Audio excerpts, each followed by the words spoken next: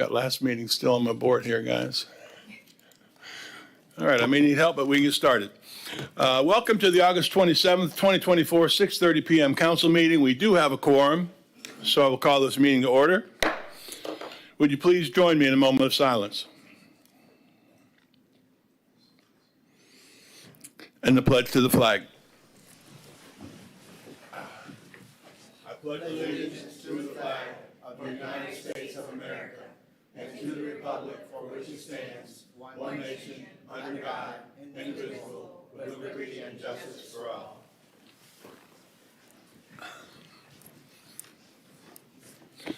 City Clerk, would you please read the rules to speak? Yes, sir. Individuals wishing to speak on agenda items must complete a sign-up card prior to the item being introduced. Those wishing to speak on quasi-judicial public hearings must complete a sign-up card and sign the oath. Sign-up and oath cards are available on the table. Individuals wishing to speak on non-agenda items may do so under petitions from the public present. This opportunity is offered twice in the meeting, and individuals may speak at either the first or second petitions, but not both. No sign-up card is required. Citizens shall not comment on any issue more than once during the meeting. All comments except petitions or requests must address a pending issue, and citizens will be given 3 minutes to speak. Citizens wishing to speak on the consent agenda must submit a sign-up card identifying the items of interest. Each speaker shall be limited to 3 minutes to speak on the entire consent agenda. All sign-up cards and exhibits being submitted to City Council shall be placed in the box on the table. Thank you very much. In the interim, Curtis or whoever's back there, if you could come up here and get my computer working for me, please. In the meantime, there are no minutes to approve. City Manager. Mayor, if I could, while they're working on your computer, I noticed that the last item on the agenda is I got something. Okay. approving the settlement related to the Timmons case. And given the agenda, it might be rather late or in the evening.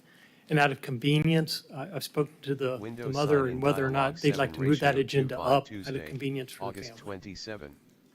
So where do you want to put it? Wherever council might feel appropriate. I just noticed it is the last item on the agenda, and we do have several items of new business. Certainly, if they would like to keep it where it is, I just want to offer that for their convenience. Well, I'm sure that they would like not to stay till the very, very end. So hold on one second. Say maybe move it to City before Manager, boards and recognitions. commissions. Tell me again?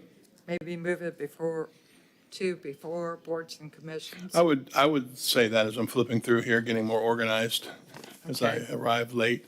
Then I would move to Be take 16A and move it to just before boards and commissions. Second. I have a motion and a second. All those in favor say yes. Yes. Opposed? We will move that to 16A2 right before boards and commissions. All right, the city manager has departed. Not quite sure why. This is going great start so far. All right, city manager, we have moved, for your information, we have moved 16A to right before boards and commissions. Maybe now, I'm not sure, depending on what you have. Because I had no meeting. Thank you so very much. No minutes to approve, and this is where I go to you for special recognitions, presentations, and boards and commissions. Okay, we're going to go before. Are you ready for boards and commissions? Because if you are, this is where we'll put it. Right. Okay, let's go 16A. Okay. City Attorney? Yes, sir. 16A was the item under my report, and this is a recommended action of approve a settlement of litigation in Timmons versus City of Titusville and authorize defense counsel, city manager, designee to execute necessary settlement documents. On August 20th, the plaintiff, Linda Timmons, on behalf of her child, reached a tentative settlement agreement with the City of Titusville, wherein the City of Titusville would pay $70,000 to settle the plaintiff's claims. City's defense counsel, Jennifer Barron, and the city's risk manager recommended the city council approve the settlement. The purpose of this report to council is to recommend the city council approve the proposed settlement. Pass window sign in chamber. Council? Member Nelson? I would suggest going ahead and settling. The cost of litigations would be high, and I think it would be more appropriate to go ahead and settle than try to fight it. I think there is a problem with causation. I thought that from the beginning, but either way, it needs to be settled. Anybody else at this time? City Clerk? Yes, sir. We have two cards. Stale Bailey. Cards, please.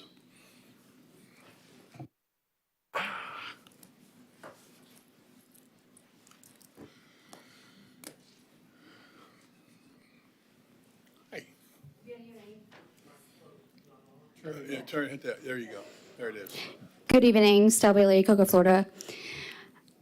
I just want to point out that the family is here, and their son is here in a wheelchair sitting in the back of the Window sign room. in by continuing And I with want to Invocation. acknowledge and recognize Passport that protected. Blank. I'm really ashamed at the fact that a few years ago, and not everybody was possibly on this council when this happened, when that massive sewage spill happened, there was a man named Stan Johnston that went out to that Sandpoint Park and he posted warnings all over the park telling people, do not swim here. He was concerned, he was worried, and his worst fear came to life when a child was injured from the potential bacteria caused by the sewage going into the water and causing an algal bloom.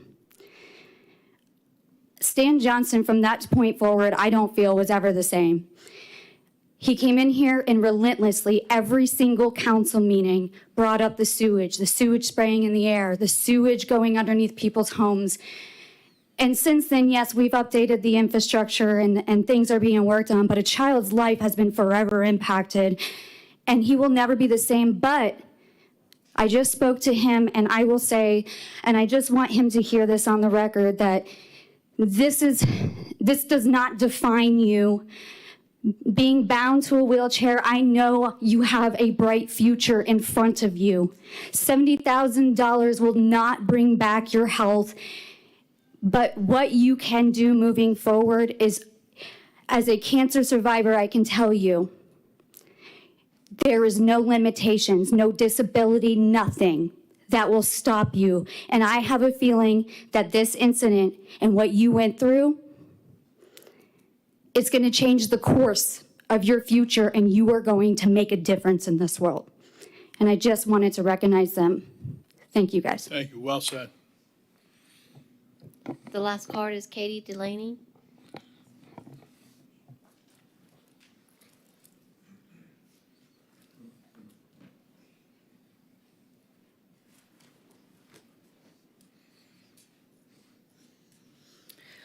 Hello, everybody. Okay. My name is Katie Delaney, Cocoa resident, and I just felt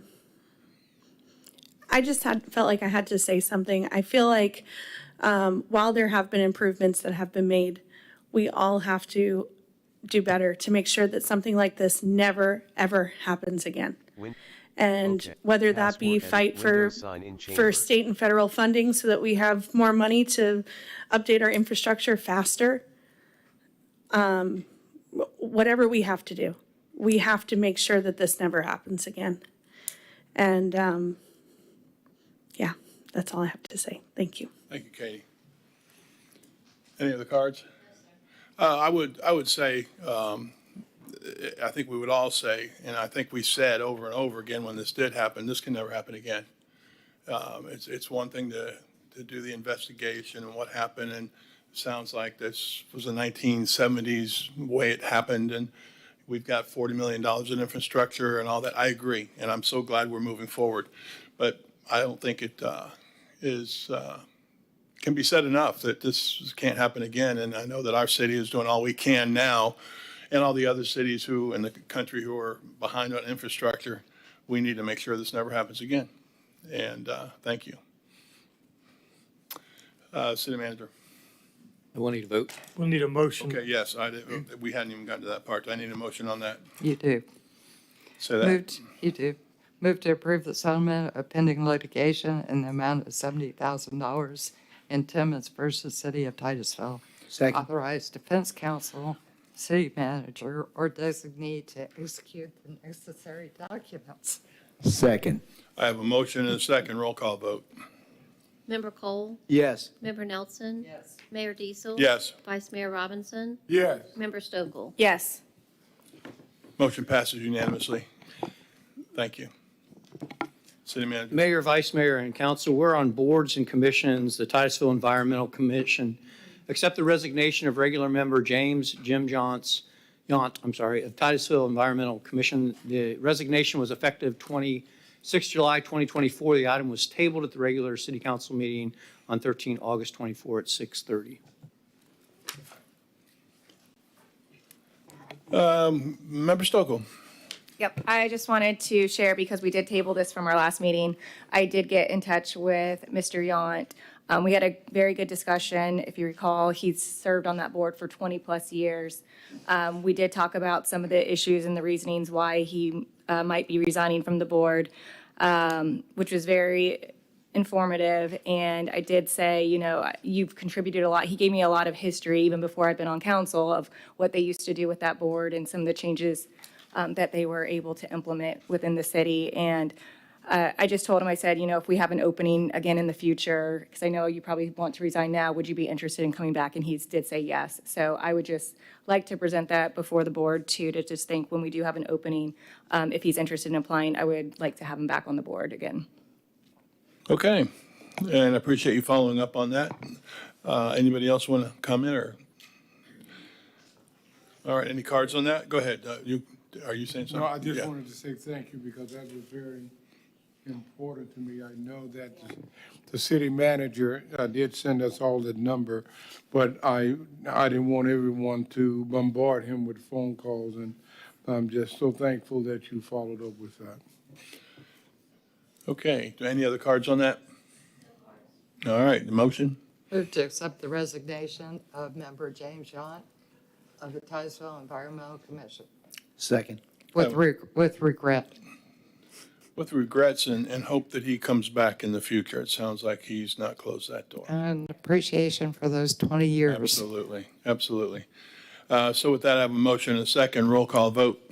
Member Nelson? Yes. Mayor Diesel? Yes. Vice Mayor Robinson? Yes. Member Stokel? Yes. Member Cole? Yes. Passes unanimously. City Manager. 6B is the the North Brevard Commission on Park and Recs.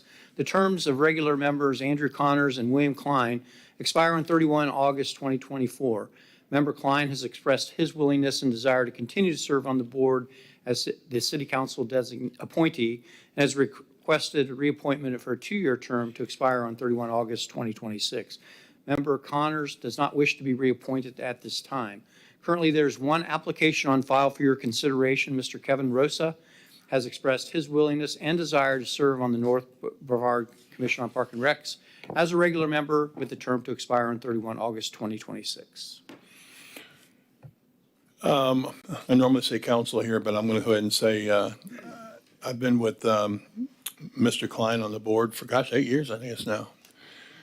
Man, that went fast. We got old. Anyway, his passion is second to none. You can agree with him, you can disagree with him. He cares about our parks, he cares about our environment, he cares about Titusville. And I think that it's nice to have him there. I don't know how it works out. Back when we used to meet once a month and I could remember what the meetings were, I would definitely have sat next to you a lot and always enjoyed hearing what you had to say. I have.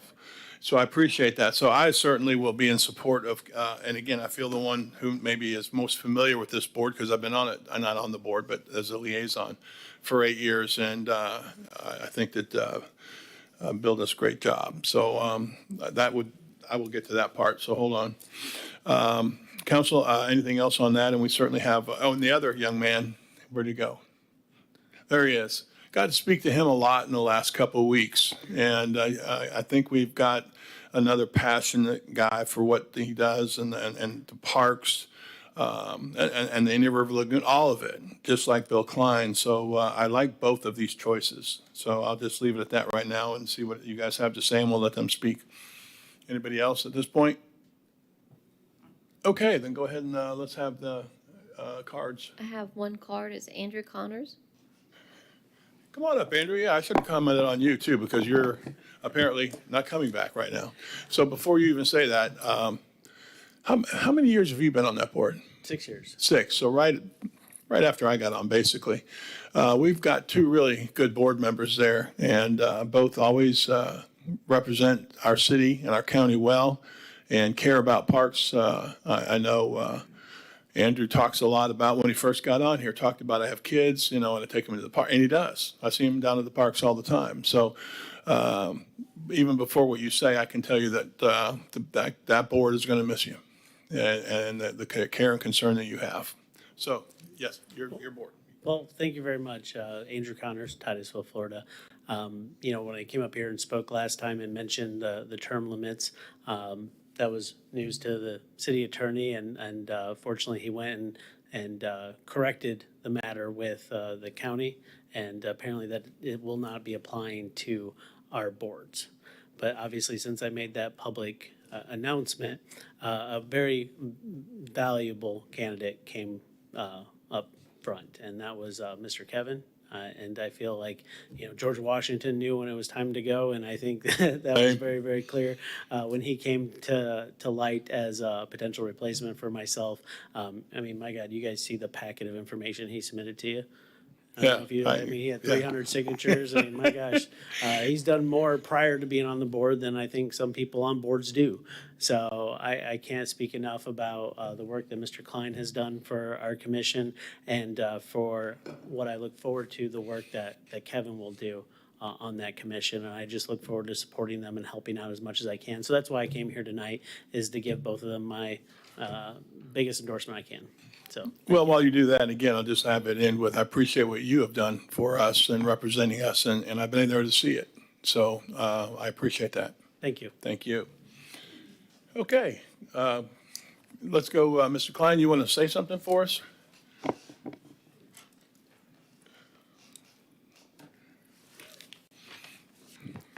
I want to thank you for your very kind comments. Well, they're about easy. me. They really are. And It's easy to say.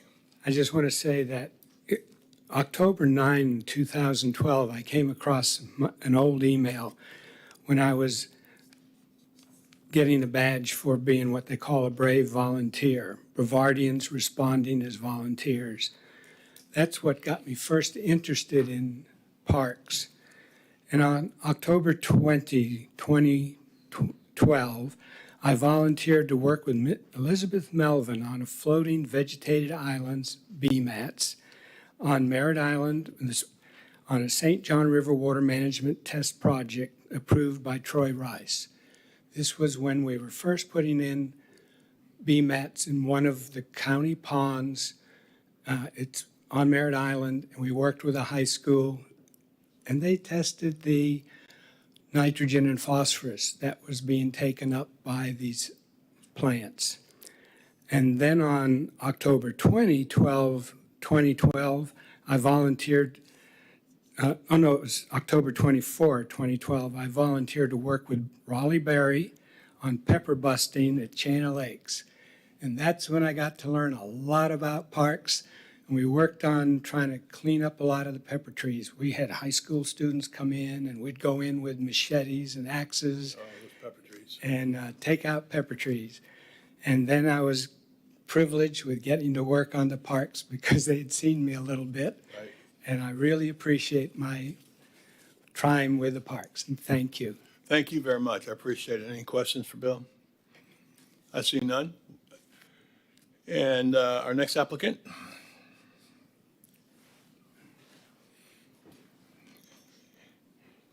And don't feel like you need to use all 327 pages of your application. Yes, sorry, it was a little thick. Yes, I wasn't sure how to prepare, but I looked to be the bearer of good news, and I know in the past we've talked about a sand at Parish Park or a permit for sand at Parish Park, and I just wanted to let everyone know that right now, because you can no longer drive on Parish Park Beach, this beautiful shell material is piling up every day with the little onshore waves. So as long as cars can't drive into the water, the horseshoe crabs are loving this shell material. It's so much better than what was there before. As far as that, Like I said, I always wanted to have something good to say. I lobbied for the natural preservation of the park. I was originally against the plan that we have now, but I kind of had to grow with it. The trespass ordinance to keep our parks from turning into RV parks in tent cities. I lobbied for that as well. And like I said, I wasn't exactly sure how to prepare for this, but let's see if I have anything else here. I would just like to be in an official capacity as an assistant to the parks. I appreciate That's what I would it. Your passion is clear. When you speak to me, it's real obvious, and I appreciate it. Yep. Thank you. Any questions? I see none. Council? Or any other cards? Council? Member Nelson? Move to approve Bill Klein and Gavin Rosa for the North Brevard Commission on Parks and Rec with the term to expire on August 31st, 2026. Move it. I have a motion and a second to approve both applicants. City Attorney, we're good to do that, both at the same time? Yes, sir. All right, thank you very much. Roll call vote. Mayor Diesel? Yes. Vice Mayor Robinson? Yes. Member Stokel? Yes. Member Cole? Yes. Member Nelson? We approve you both. We thank you for both for applying. I lost my guy. Okay, he moved over there. And I will say at this time, because it's appropriate, and I've been on this liaison for 8 years, I think we've lost a lot when we stopped meeting once a month and we started meeting once quarterly, I guess it is. I don't know the ins and outs of what that was all about, but I'm sure that we can work on that because we've lost a lot of communication. And with that, I think you lose a lot of progress. So we'll see how that goes. But thank you very much. Appreciate you both very, very much. City Manager. Petitions and requests. Petitions and requests from the public. I think we have 2 cards that signed up. Okay, at they might 5:30 think that's that- petitions and requests. Yeah, Joseph Ray and Dorothy, Joseph Ray yeah. and Dorothy.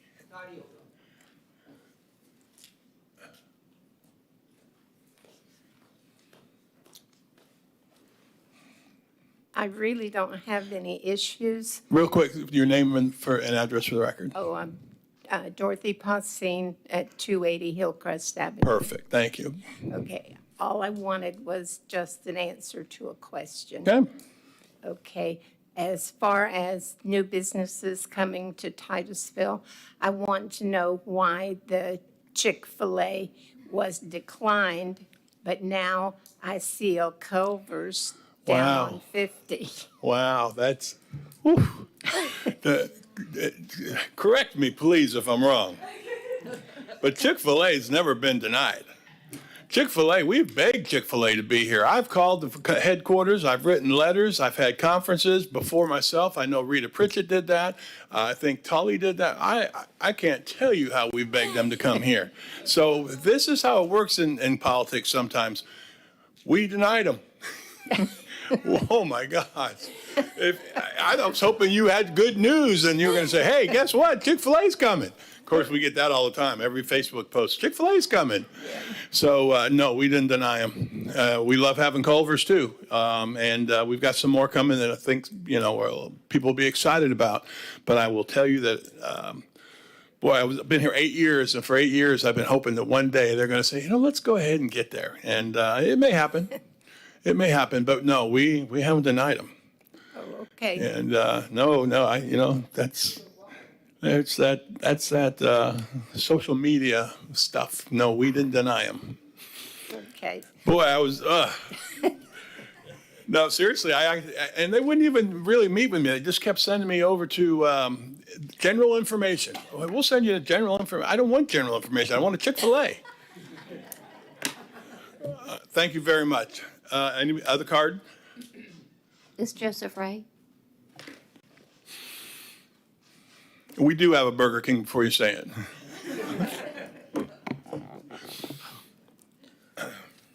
Good evening, Madam Secretary, Council, Mr. Mayor, Mr. Vice Mayor, and thank you for your time and consideration. Everyone has probably heard or read the saying, quote, "Together we can make a difference," unquote. Once again, This is my third request before you to enforce your own codes and laws in quieting the excessively loud white F-150 pickup truck in Gardendale. Myself and another neighbor have been daily disturbed since February. Even though I've read your codes, nothing has happened besides kicking the can, or better yet, punning. A senior official in Titusville government has told me you are failing to enforce 316.272, among others. And DeSantis and the county commission have also told me the same thing. I have lived in third world countries where if you wanted to use the bathroom in a restaurant, there was a hole in the floor, a hose, no soap, no TP. This aside, everyone had the civility to assure each other had peace and quiet during overnight hours. Is Titusville a third world country in this respect where you cannot enforce your own codes even when it impacts others' health and welfare negatively? I've been to meetings where you solve problems on the spot. I'm confused why this is ongoing and could happen. Do homeless people at the cold weather shelter have more rights to peace and quiet at night? Do renters have more rights than tax-paying citizens? Is this ongoing because the truck owner is indeed part of a friends and family network, as he has boasted?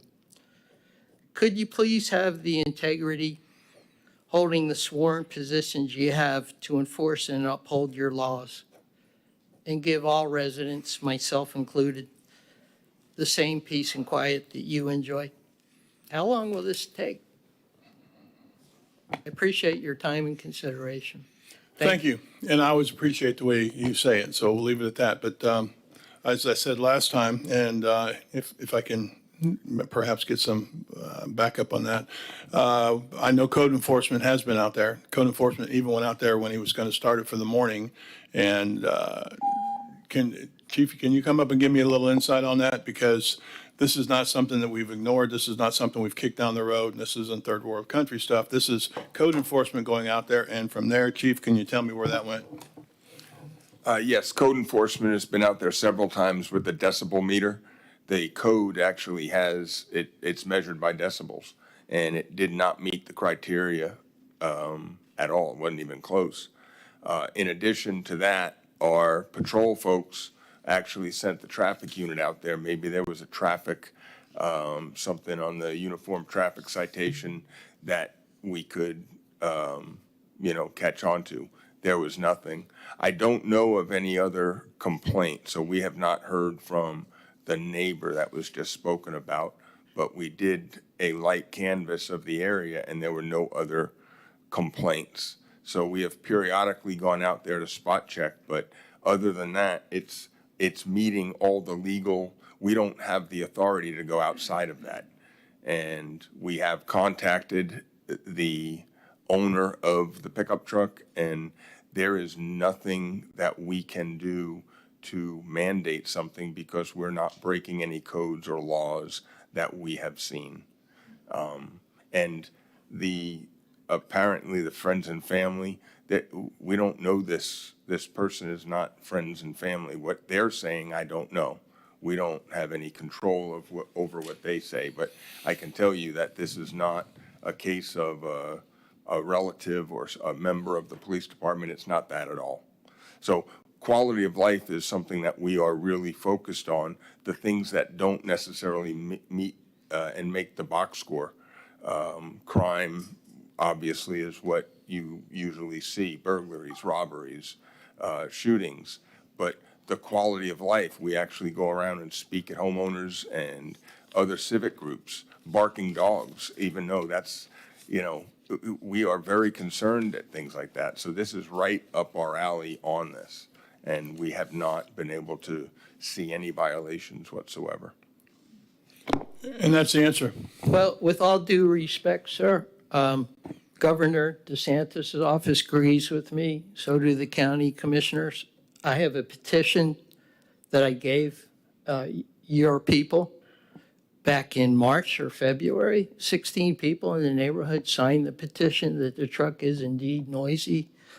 I've read numerous codes and laws where it is a violation, and you did allegedly take a decibel reading, but one of your own officers said that he would call me, and he and I, in the early morning hours, would both go out and take a decibel reading. I have a decibel reading meter. I took my own reading, and it came back way higher than what your alleged code officer took, who no longer works for you. So a lot of questionable things, but I'm getting nowhere. And you also sent an email to one of my other neighbors. You didn't send it, but the city did. Her first name is Kathy, and this was from Mr. Tollison.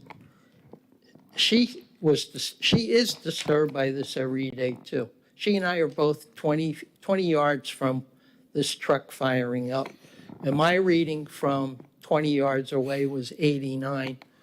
I took a reading. What is, before we go further, what's the number? What's the magic number? I don't have that with me. What's the magic number? I'm sure you know. Allegedly, according to what I was told, it came back at 65. But the law also says you don't have to take it as far away from the truck as you want to. You can take it right at the source. But they purposely Well, I won't say purposely. took it away. Well, They didn't take it right on top of it. And believe me, if you're right on top of it, it used to rattle our windows. That's how loud it is. Only other thing that rattles our windows are the shuttles. All right, and with that, anything you want to add to that? Otherwise, I'm going to say the only thing I could say is maybe Mr. Tullison, and he can talk about that and get an idea, because I don't know what the magic number is. If he's got, and I don't know if his decibel reader is working correctly or not. That's way beyond me sitting up here. But again, I will, well, I won't, because I'm going to let Chief decide what he wants to do with that. But if you want to have Mr. Tullison talk to him, that'd be great. We have, Okay. and Then we're it's good. just not, it's not landing. Our decibel meters are calibrated. Everything is by the law. Our code enforcement is nationally recognized. If there was something that they could do to improve the quality of life, they would do it. But it doesn't meet the criteria. And we're just, everything that we say and have said is not landing. I can't speak for the governor's office. And I can only speak that, having worked with Chief Lau and that department, code enforcement, they desire to remove things that are undesirable, whether it be trash or trailers or whatever it may be, including decibel issues. So at this point, we're just going to say, agree to disagree that the decibels are not reachable for us to do anything at this point. Well, I appreciate all your time. Thank you. The only thing I can do now is I'll contact the Commission on Ethics. All right, thank you. That's all I got. Thanks. All right. Anybody else? All right, City Manager. On to consent. Thank you, Chief. A through J. Council, do you have any questions for staff on consent agenda items? I see none. City Council? Wait, I do have one. Member Nelson. Sort of skipping ahead. I would like to pull 8A. City Council, do you want to pull any consent agenda items for A through J? I anticipated what you were going to say. City Clerk, do you have any cards for consent? I have 3 cards for item 8A. Mayor, with your permission, I'd like to read the title for Please. the record. Thank you. Consent agenda item 8A, approve the contract award for landscape at Gateway. Consent agenda item 8B, approve the Willow Creek 2 Community Development District Budget Amendment. Consent agenda item 8C, approve the 2025 Medicare medical and pharmacy plan options for city retirees for January 1st, 2025 through December 31st, 2025. Consent agenda item 8D, approve the consent letter investment advisor financial asset management agreement. Consent agenda item 8E, approve the amendment to Hope Hammock Affordable Housing Development Land Use Restrictions and Subaward Agreements. Consent agenda item 8F, Approve the final ranking for asset management and operations software solution. Consent agenda item 8G. Approve an amendment to the Manatee Hammock Sewer Service Agreement. Consent agenda item 8H. Approve the award of the contract for the fuel tank replacement. Consent agenda item 8I. Accept a utility easement at Riverwalk Grand LLC. Consent agenda item 8J. Approve a budget amendment to reallocate insurance reimbursement proceeds to procure a metal vehicle cover for TPD first responder vehicle. 8 is pulled. If you want to consider that item separately, we could do that first and then go to the rest of the consent. Sort of thinking maybe go through the rest of the consent agenda, approve that, and then go back to 8A. Yes, ma'am. Either way. Yeah, I guess I would, because we don't have any cards on any of the other topics, right? Right. Well, then you, let me just clarify, no cards on anything except 8A, right? Okay, then, council, anybody have any comments on the rest or want to make a motion? I move to approve consent agenda. Microphone, please. I think you're all. Oh, sorry. Move to approve consent agenda items B through J. Second. I have a motion and a second, roll call vote. Vice Mayor Robinson? Yes. Member Stokel? Oh, she's not here. Member Cole? Yes. Member Nelson? Yes. Mayor Diesel? Yes. Mayor, I think, Yeah, we Mayor, want, we should wait for her to we come. should wait for her. I didn't realize she was gone.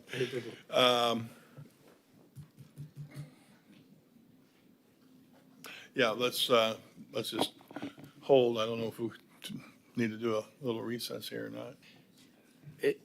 Yeah. Tell me, what do you think? You could go ahead and do 8A if you want. Look, well, I'd kind of like her to be here if we're going to call the cards, too. Yeah. 5-minute break. Oh, or 3 if she gets back, or 2, or may not.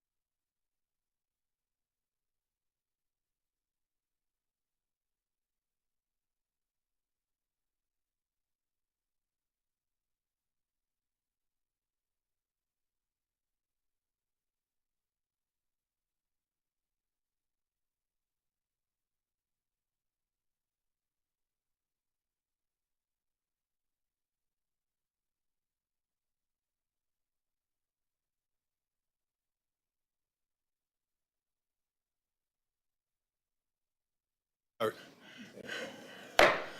right. After all that, I'm like, okay, where are we at? You got a motion? All right, that's right, okay. Yeah. We have the, how would you handle that, City Clerk, since you've called our names? You just need to call Member Stokel's name? I can call him again. All right, let's do that part over. Do that part over. Vice Mayor Robinson, Yes. Member Stokel, Yes. Member Cole, Yes. Member Nelson. Yes. Mayor Diesel. Yes, that part of consent agenda passes unanimously, B through J. All right, now we move to A, consent agenda. So, Member Nelson, you have your light lit up? Yeah. You wanted it pulled, so yes. I wanted to pull it because, you know, I go to the Y every day and I talk to everybody in the Y. And everybody going in and everybody coming out. So, there was a concern of whether these plants that were selected would be plants that would not require a lot of maintenance. There was a concern that these were going to be more high-maintenance plants, which obviously we don't want to do if we can get away with something that will cost less to maintain. So I'd sort of like to have a discussion on that, figure out if these are the appropriate plants or not. I get, Member Sokol. I guess with that discussion, it might be helpful if Kevin could maybe just explain where these landscape areas are, because I think they're in our major corridors. And then what, I think part of it also was the beautification component as well. So I think maybe having a discussion of where they're located and what those funds would be going toward exactly, is what I would like to hear. Kevin, can you do that? Because I think that would be a nice preface to all of this. Yeah, so these are the I-95 entryways at State Road 50 and State Road 406, Garden Street. So the improvements are landscape only. If you look at the breakdown, it costs $533,000, $531 will go to the landscaping, $32,000 goes to the irrigation of the State Road 50's interchange. Can you say that again? Yeah, so $533,531 is allocated to landscaping, and the $32,643 remaining is the irrigation. That's where we split out the funding, capitalizing the irrigation and not the landscaping. The landscaping is not a capital item, but that's the breakdown. It's a green landscaping only plus the irrigation needed at 50 that designer came up with. They were instructed to do as best maintenance plan. There's a maintenance plan. What was provided was the plans that show the two sheets of the bid that were associated with plantings. There are maintenance plans included in the planting package for both us and the contractor. Initial maintenance is by contractor. Then we'll make a determination at that point whether it goes to our landscape contractor or to our staff. And back in 2021, when this project was moved forward for permitting and final design, it was determined to do Florida friendly, not Florida native only. So the designer was given the palette, the Florida friendly palette to use, and Kimberly Horn designed these. And it has taken almost 3 years to the day to have these ready to go to a contractor. So it was within 3 days of 3 years. So. And that's, a lot of the delays were the permitting with FDOT too. Yeah. Yeah, at least 2 years was with DOT alone. I'm sure. When you looked at it, or when we were talking to Kimberly Horn, were we talking about coming up with a plan that would be low maintenance? We asked them to come up with a plan that would match similar to the maintenance efforts we already have to apply for the medians of these state roads. So as you know, we maintain all the medians of the state roads inside the city and the shoulders of state roads. We have full right-of-way maintenance requirements. So we asked them to stay within the same realm of maintenance, not to add a lot of planting beds that requires to weed like we have downtown. Downtown has dedicated staffing for that. We don't in the exteriors of the city. So it was an item to take, but also they needed to make a favorable entryway plan. Understanding that has to be a higher maintenance because it is the gateway, not a general median of the city.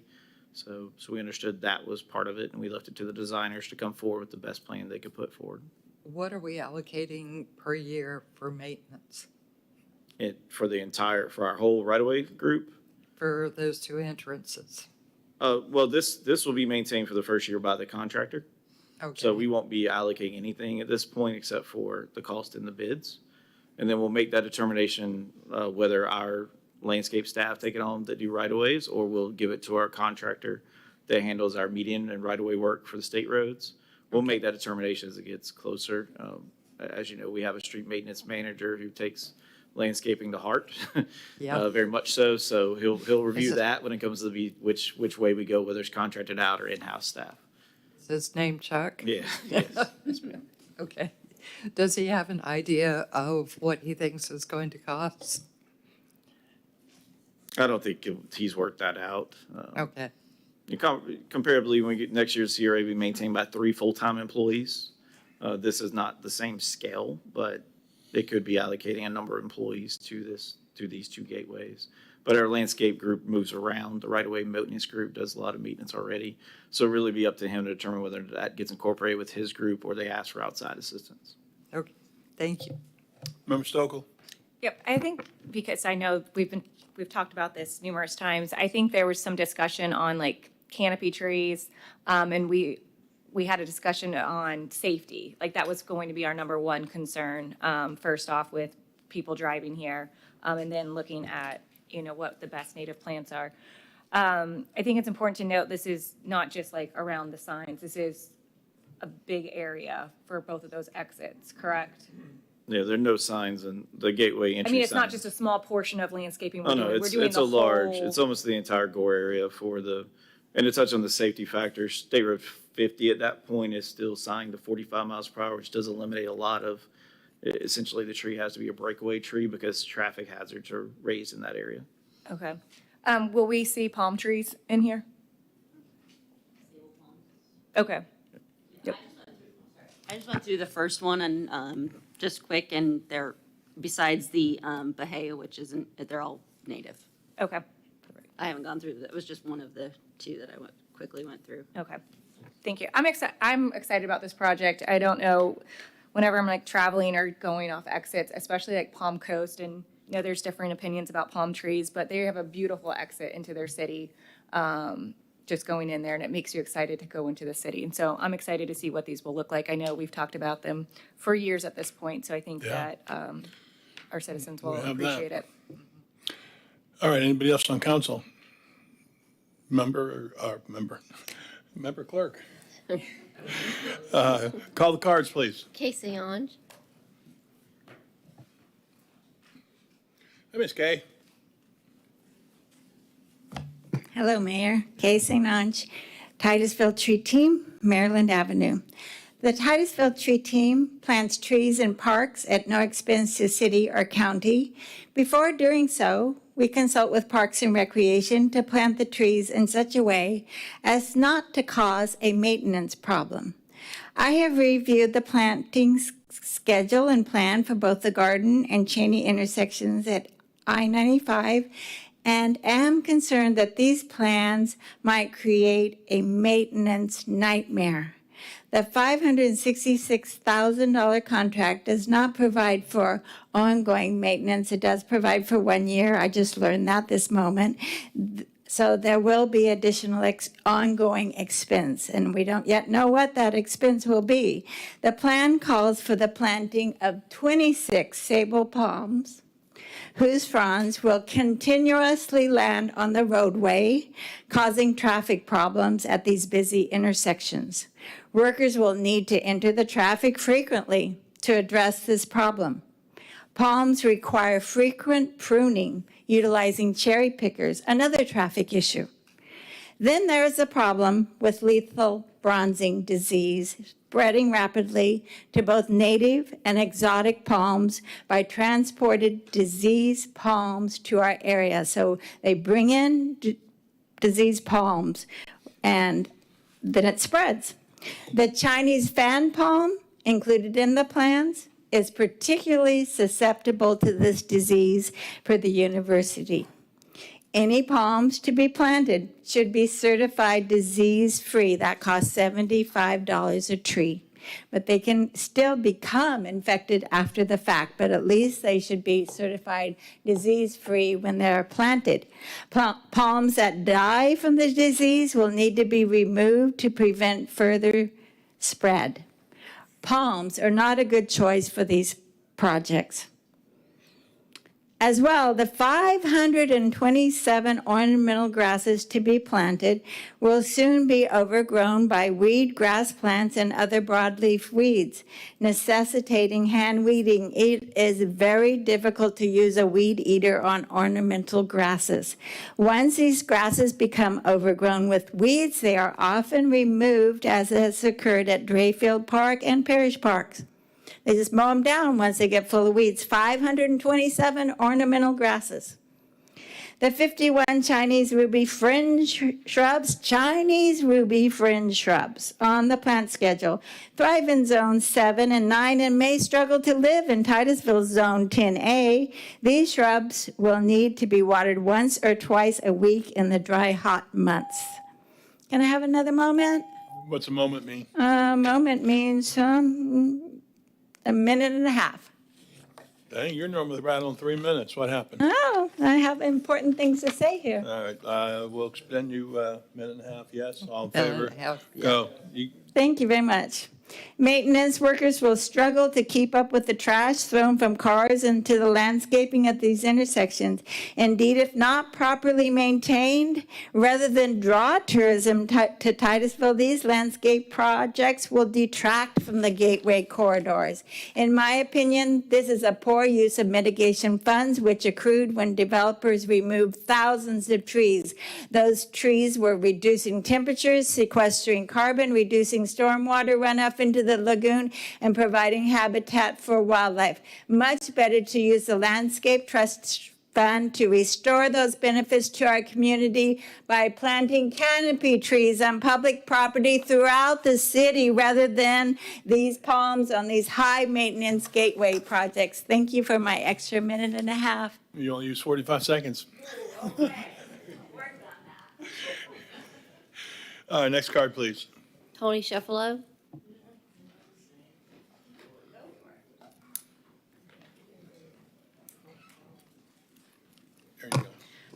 Tropic Street. So I attended the FDOT open house last Thursday about paving Garden Street from I-95 to almost Dixie Crossroads.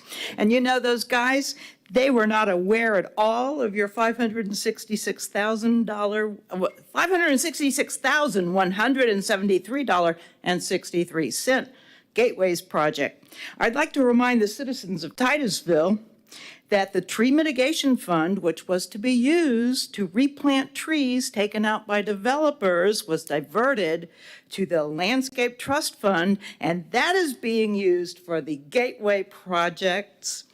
These funds could be better used to benefit residents in a community forestry program.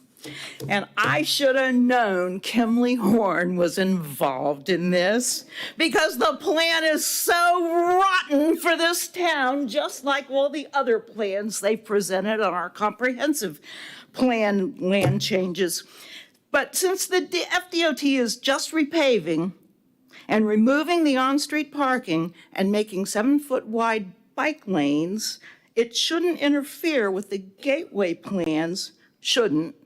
But things happen, and I think the two projects ought to sort of know about one another, or at least inform.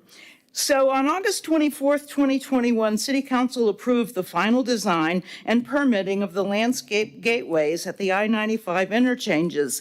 The plan presented for these gateways to our city are fairly unimaginative and lack creativity. I wrote that before I remembered that Kimley Horn was involved. Fairly unimaginative and lack creativity. They're not exciting, welcoming scenes like those that you see when you get on at Palm Bay or something like that, Ms. Stokel. It's just landscaping on the exit and entrance ramps to the interstate. And why doesn't FDOT pay for that? Anyway, it's a waste planting non-native shrubs and palm species susceptible to the lethal bronzing disease. It's a waste of time and money. When an example at our city entrances could be made of the beauty of totally natural native plants. And if you're going to spend the tree mitigation $566,000, plant some things that will live. Thank you for letting me vent. Thank you, Tony. Next up. Laura Lee Thompson.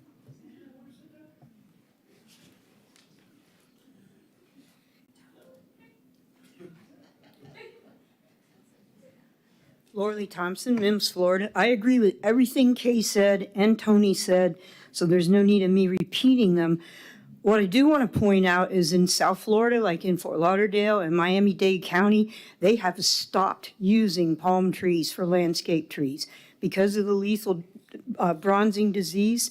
And the lethal bronzing disease, it also is affecting sable palms. And if you want to see what a dead sable palm from lethal bronzing disease looks like, there's one right in front of Alligator Plumbing, right in the middle of the median, right in front of Alligator Plumbing. It is dead, and the palm tree next to it is dying also. It's in our community. Look at the palm trees. Well, of course, they're Sylvester palms, but the palm trees at Winn-Dixie, they are dying. The palm trees in front of the big storage unit on Highway 50 by Brewster's Ice Cream, they're dying. They have lethal bronzing disease. So we should not be planting palm trees at all. These funds, came from developers taking out native trees out of our community, and we should be replacing them with native trees. And our track record for maintaining landscaping projects in this town is not good.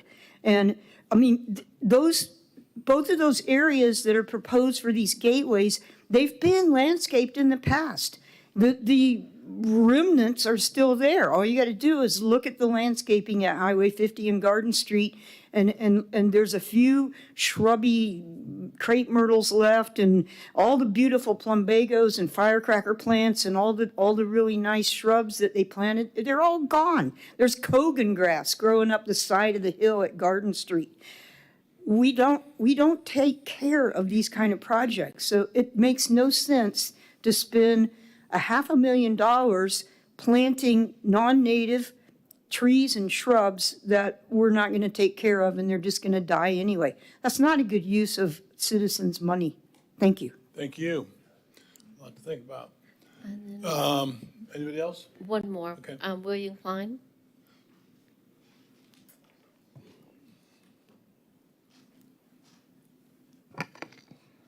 Bill Klein, 3 Indian River Avenue, Titusville. I just had a suggestion about what might be an interesting idea along the gateways for planting. The Florida Wildflower Association has had a lot of planting projects along different highways. They'll use wildflowers, and they'll have certain areas, and they'll have articles sometimes in the newspaper or some other places telling where wildflowers are blooming. And they're using native plants, native wildflowers, so that people can see what Florida used to look like.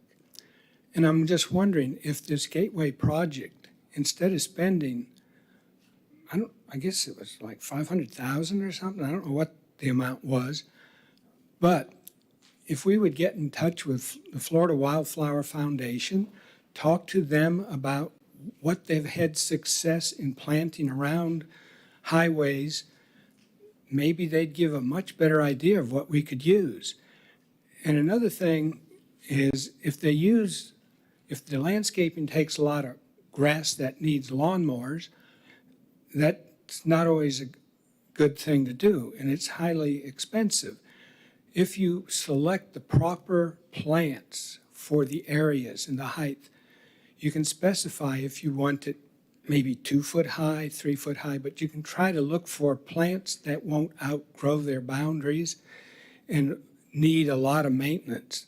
But I'm thinking if we would contact the Florida Wildflower Foundation, they might give some very good advice at what we could do with our gateways and make it look like Florida.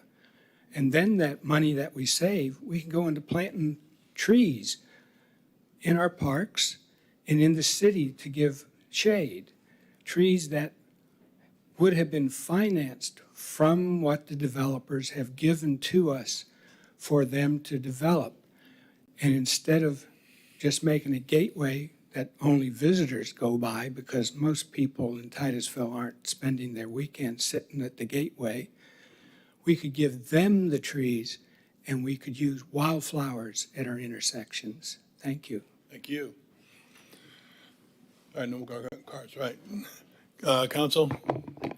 Kevin, let me just ask you, kind of put your hand on it. What do you think? I've heard in the past the palm tree issue and the diseases that the palm trees get, and that's a concern.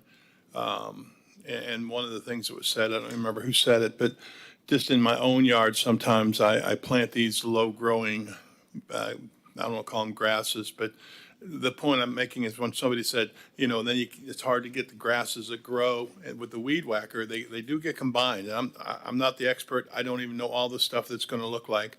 So just kind of give me a rundown of maybe what you rebut to what they said. Well, we rely on the landscape architect to come up with the plan. Keep in mind. Say it again, I'm sorry. We rely on the landscape architect to come up with a plan. Okay. That's not our specialty. We don't have an urban forestry division. We do not have landscape architects on staff. We maintain right-of-ways. So I'm an engineer by trade. This is not my forte. So we hired an architect to design, brought forth concepts, gave options. They designed and permitted what they could get permitted through the state. If you want to make changes to what they have permitted, we'd have to go back to DOT and see what they're willing to allow us to change. I know in the 45-mile-per-hour areas, they are not going to allow large tree hardwoods to be planted anywhere. They are a traffic hazard. DOT will restrict that.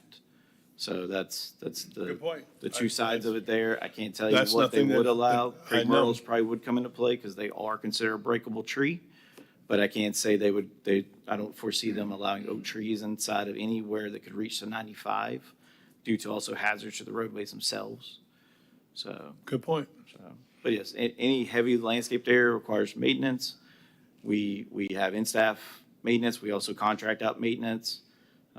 As you know, the intensity like downtown, like I said, does take 3 full-time employees in the coming year to retake that. So those items are going to be, they do take time and material contracted or in-house to maintain. We have had, and again, haven't been there a long time, we have had our entryways redone, look good, different plants. Do we have irrigation out there, or what happens with the crepe myrtles or the plumbagos or whatever? What happens that they're not able to make it? Yeah, so State Road 50 has the irrigation. The primary reclaim system of the city runs down State Road 50. So all of our medians on 50 are tapped into a reclaim system. US 1 is on potable irrigation. Downtown is on 3 large meters for potable. The Garden Street one is not intended to have irrigation now. We'll have to evaluate if that becomes a need. Our staff can set up temporary irrigation as they need. We've done that when we've done plantings at Kirk Point and other places to meet the need for water through our water truck systems and such. But the State Road 50 side is getting a dedicated full irrigation system designed by the architect. All right, council. Member Nelson. I have to say, if nothing else, I'd like to get rid of the palm trees because I think that's going to be a problem for us in the future. And if we have to table this, let Kevin talk to DOT, maybe talk to Chuck about what really is going to be the easiest to maintain. I mean, I appreciate the landscape architect doing this, but I don't want to see us, 2-3 years from now having to replant trees. So that's my thought. I would prefer to table it, find those answers. I wouldn't be opposed to that either, because the two things that stand out in my mind is because I know Laura Lee and folks have talked about the palm tree disease. I forgot what we used to call it, but and I've seen it. And I've seen it happen, so I don't want to get caught up in that. But at the same time, very good point. Hadn't thought about, you can't put big old hard trees out there where people are going 50 miles an hour. So I hadn't thought of that. So, Member Stokel. Yep. I'd be okay with tabling. I'm leaning towards keeping the palm trees at this point. Maybe we can get some more information, but I've also seen palm trees not have the disease and see if there's things that we can do to prevent it, or if they do get it, what can we do? Especially the Garden Street exit, I feel like I've heard people and citizens say constantly getting off. It's like, that's our entryway into our city, and it's just not been pleasant, in my opinion. And I hear people saying, we need to keep up with it, and I agree. And so my hope is that we do something nice, something that the citizens can be proud of, and then we do maintain it when it comes time for our budget process, as we're increasing our revenues. That's what I would like. I don't want to spend all this money and it be something that the citizens aren't proud of, that doesn't look nice, that it's not something that they're going to take pride in and gets run down in a year from now. So I would like it to be nice. The number one priority, I always say, is safety. I do prefer native, but I don't want us just to say, oh, there could be disease, there could be this, No, without I see what doing, you're saying, yeah. our due diligence to And- say and- something that, Maybe it's a kind of palm tree you get too. I mean, the point I'm Yeah. making is even at that, maybe there does need to be a tabling Yeah. so we can get these things, because I agree, let's not spend that money, and it's all of a sudden, 4 years later, it's like, let's do it again. Because think of it, the mall over on Harrison, Yeah, that's like 2 years old. yeah. And if the trees are dying, they're going to have to And just replace throw them them. in there. Vice Mayor? Yeah, that's what my thoughts are. I've had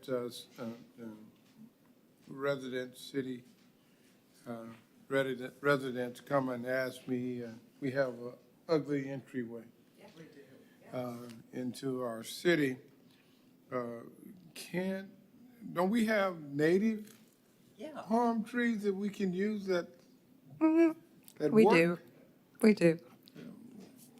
Why are we arguing on what type, if we have one that looks good, that was born and raised here, why don't we put it out there? Sort of a thought. That's all I got there. Born and raised here, put it out there. Member Nelson, you would make a motion on this? I would move to table item A, the award of the contract for the landscape gateway. 4 weeks, 6 weeks? What do you think, Kevin? The caution on that would be, I don't think this contractor's pricing can hold that long. So if we're doing a redesign, it might also be deemed that would be, competition needs to be rebid. Okay. Especially if we're holding for a long duration. I think we're asking a lot for contractors to hold a price that's now been disclosed publicly.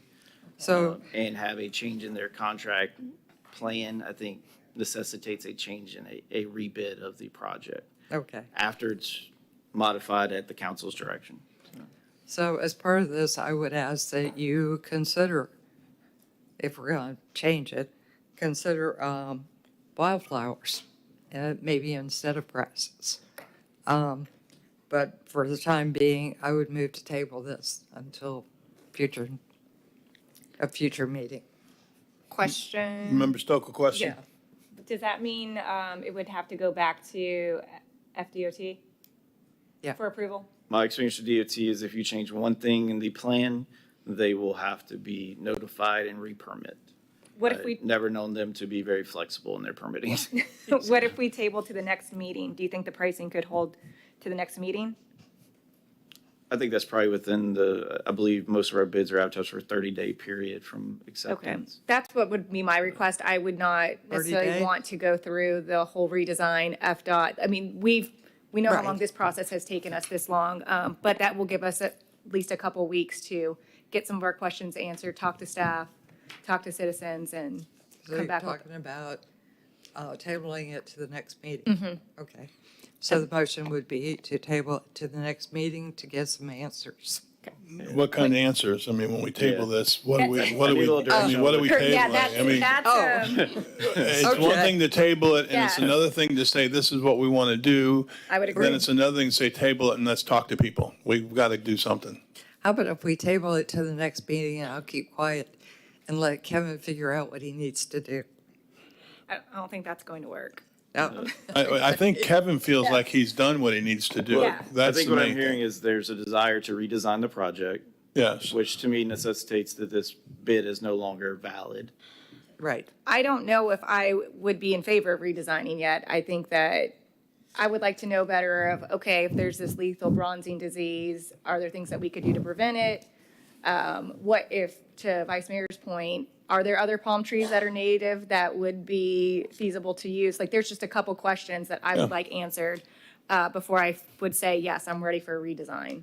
I think so. I think that in the time frame we're talking about for the tabling, that would be about as best Kevin could do, and that would be to find out this palm tree works, this one doesn't. Right. This plant, kind of just double check on everything and see what we've got, and then we're gonna have to make a decision if we can't send it back. And just for note, disabled palm is a native tree. Right. So Okay. that is the. Thank Yeah. you for that. So So those are that's- the so kind of those questions trees are, where, if we want, the Chinese fan palm is not, there's one on the project, I Okay. believe it's on the garden. But if that's kind of questions, do we need to get some clarification from yeah. the Okay. designer? We can. We can That's- reach out to, I can have the designer reach out to DOT to see what their flexibility is on certain items like ground cover. They may not have a problem with changing, but I can't answer for them, and then I certainly can't answer for them. At the very least, you can go back to the people who have designed this and say, we have some concerns about the palm disease, and we have some concerns about native plants, et cetera. If you can get us a little bit more on that, that'd be better than where we're at right now. We have a motion on the floor from Member Nelson. However, I have Vice Mayor. Okay. Yes, as we decide this, we have to understand that as we go back to the architect of this project, it's costing us money to make a lot of changes. So we don't want to get crazy with the changes, so. Yes, sir. That, always keep that in mind, Yep. Just get settled on something and stop changing it. Time to move forward. Okay. Member Nelson, you have the motion out there? The motion is out there. Continue it or table it to the next meeting. Second.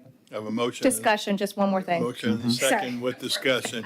Also, Kevin, it was mentioned, I think Kay mentioned it, $75 for certified disease-free tree. That would be part of the, if that's not included, could that potentially be something we add as well? So I think that just gives us a little bit more time to get. Yeah, the other thing that, as far as discussion, if we could make sure that our bid won't run out, we know what the contract, go back to the contractor and advise him as to what we're doing, the investigation we're doing, to make sure that the bid still holds. And if we have to, rather than have to go out and rebid, if we could work with the contractor and the architect at the same time to try to come to a reasonable conclusion. Okay. Yeah, I think we're all on the same page. We kind of got a little more clarification. We don't want an entryway that's going to look really good for 18 months and then we got to do it again. And I'm not saying that's going to happen. I'm simply saying that needs to be looked into. So we have a motion from Member Nelson. We have a second from Member Cole. Roll call vote. Member Stokel? Yes. Member Cole? Yes. Member Nelson? Yes. Mayor Diesel? Yes. Vice Mayor Robinson? Yes. All right, item A is tabled. And Kevin, I appreciate your patience with that. We want to learn a few more things. City Manager. On to item 9A, which is resolution number 13, 2024, confirming and certifying the rate and annual stormwater utility assessment roll. On August 23rd, 2016, City Council approved resolution number 19, 2016, electing to use a uniform method of collecting non-ad valorem stormwater assessments levied within the incorporated area of the city as authorized under section 197.3632 Florida statutes. On June 13th, 2017, City Council approved an interlocal agreement between Brevard County Property Appraiser, Brevard County Tax Collector for services related to stormwater billing non-ad valorem assessments. This assessment incorporates an 18.5% increase for FY25 as required under section 193632 Florida statutes. Public notices were mailed to each person owning property subject to the assessment, and the ad was published in the newspaper with the date and time of the public hearing. The resolution certifies the the stormwater utility assessment roll for the municipal fiscal year beginning October 1st, 2024, and authorizes the mayor to sign the certificate to non-ad valorem assessment roll for transmittal to the tax collector's office. Staff recommends that you approve resolution number 13, 2024. Vice Mayor? I just left it. Okay, no worries. Council, anything you want to say on this one? Cards, please. Member Nelson? Move to approve resolution number 13, 2024, confirming and certify the rate and annual stormwater utility assessment roll. Second. I have a motion and a second. Roll call vote. Member Cole? Yes. Member Nelson? Yes. Mayor Diesel? Yes. Vice Mayor Robinson? Yes. Member Stokel? Yes. Motion passes unanimously. We move on to first readings, which means there will be no vote and no action. City Manager. First reading of ordinance number 23, 2024, the Titusville Environmental Commission's Powers and Duties Ordinance. On August 21st, 2024, the Planning and Zoning Commission recommended approval as presented 6-1. City Attorney will read the ordinance for the record. Thank you. Ordinance number 23, 2024, an ordinance of the City of Titusville, Florida, amending the Code of Ordinances, Chapter 31, Article 9, Titusville Environmental Water Resources Commission, by amending Section 31-121, Powers and Duties, to incorporate the Tree City USA standards, providing for severability, incorporation under the code, and providing for an effective date.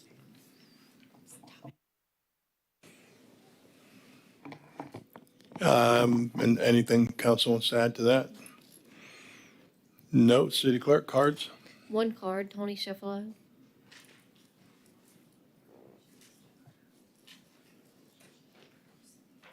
Shifalo, Historic Norwood House, here to cheerlead for the TEC. They have demonstrated a deep commitment to shaping Titusville's growth in an environmentally friendly way. The depth of work behind the recommendations your advisory board brings to you is amazing. I am amazed to live in a pool of experts who happen to live here too, who are concerned citizens willing and able to give their expertise to our city, not for profit or gain, but to maintain and improve our natural environment because we live here. Citizen experts who range from arborists to rocket scientists are willing and volunteer to do research, share experiences, field data, and scientific opinions based on facts and actual data, contributing to your knowledge and the function that you have as City Council.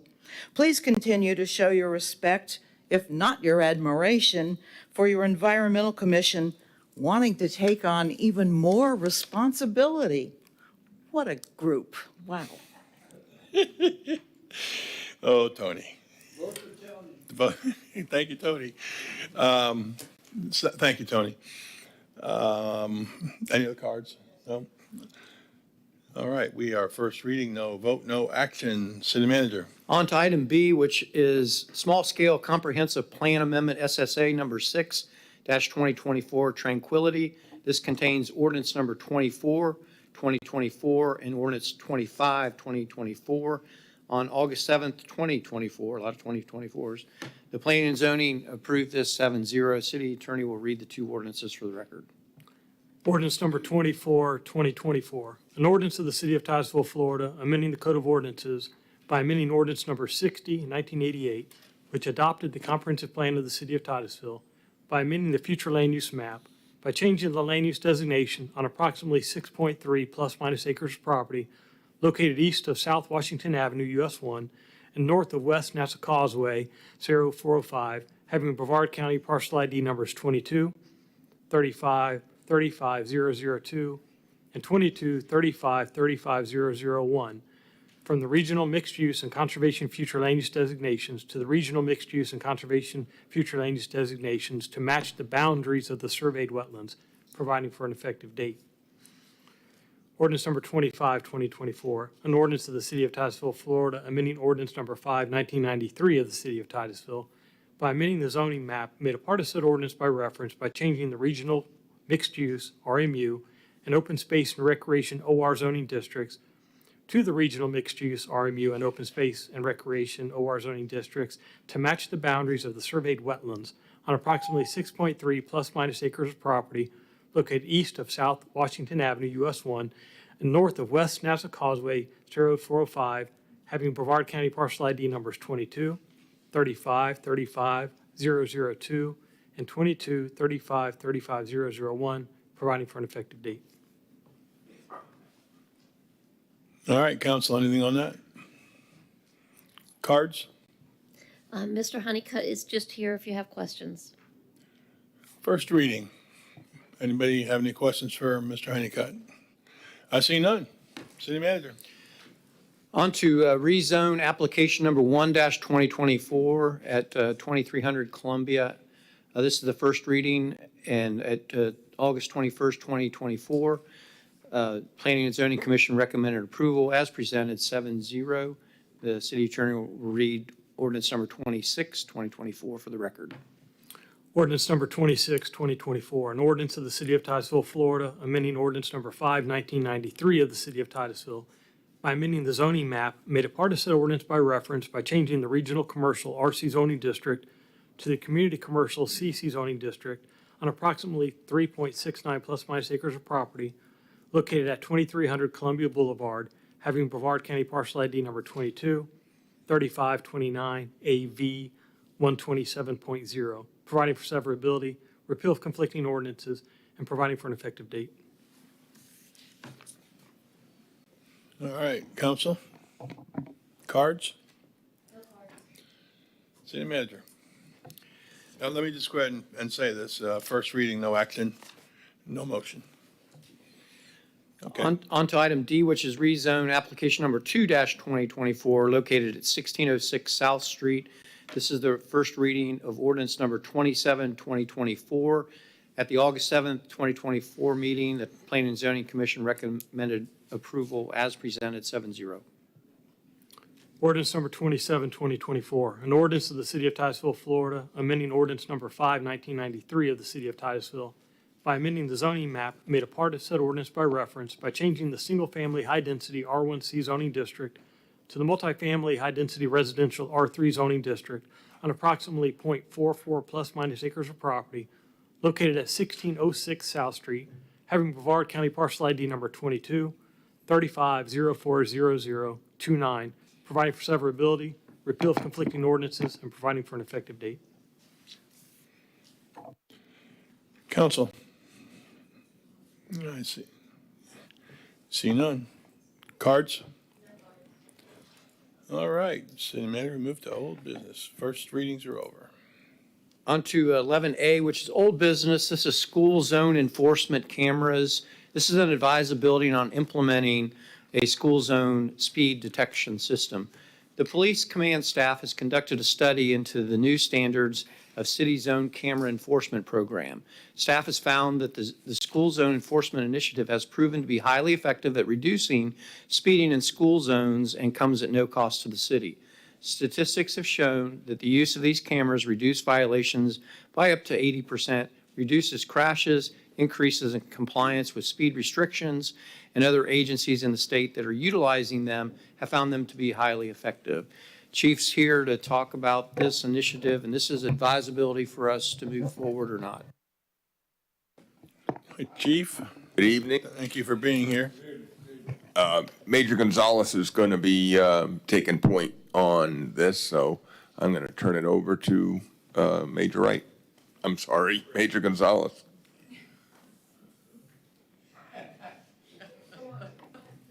It is almost your bedtime. 9 o'clock's coming. So HB 657 was a law passed. It just went into effect July of 2023. What it did was it allowed Florida to implement, well, local governments could implement automated speed detection systems. Previously, it was unlawful to use those. So essentially, they're designed to reduce speeds in school zones.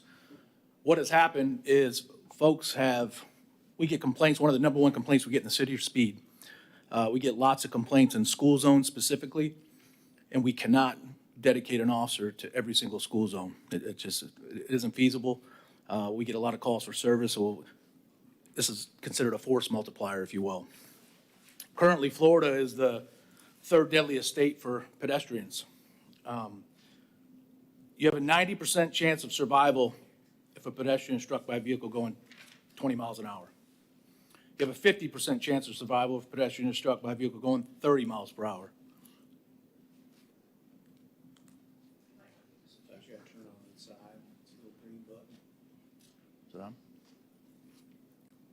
And you only have a 10% chance of survival if a pedestrian is struck by a vehicle going 40 miles per hour. Technical difficulties, huh? Yeah, hold on. Yeah.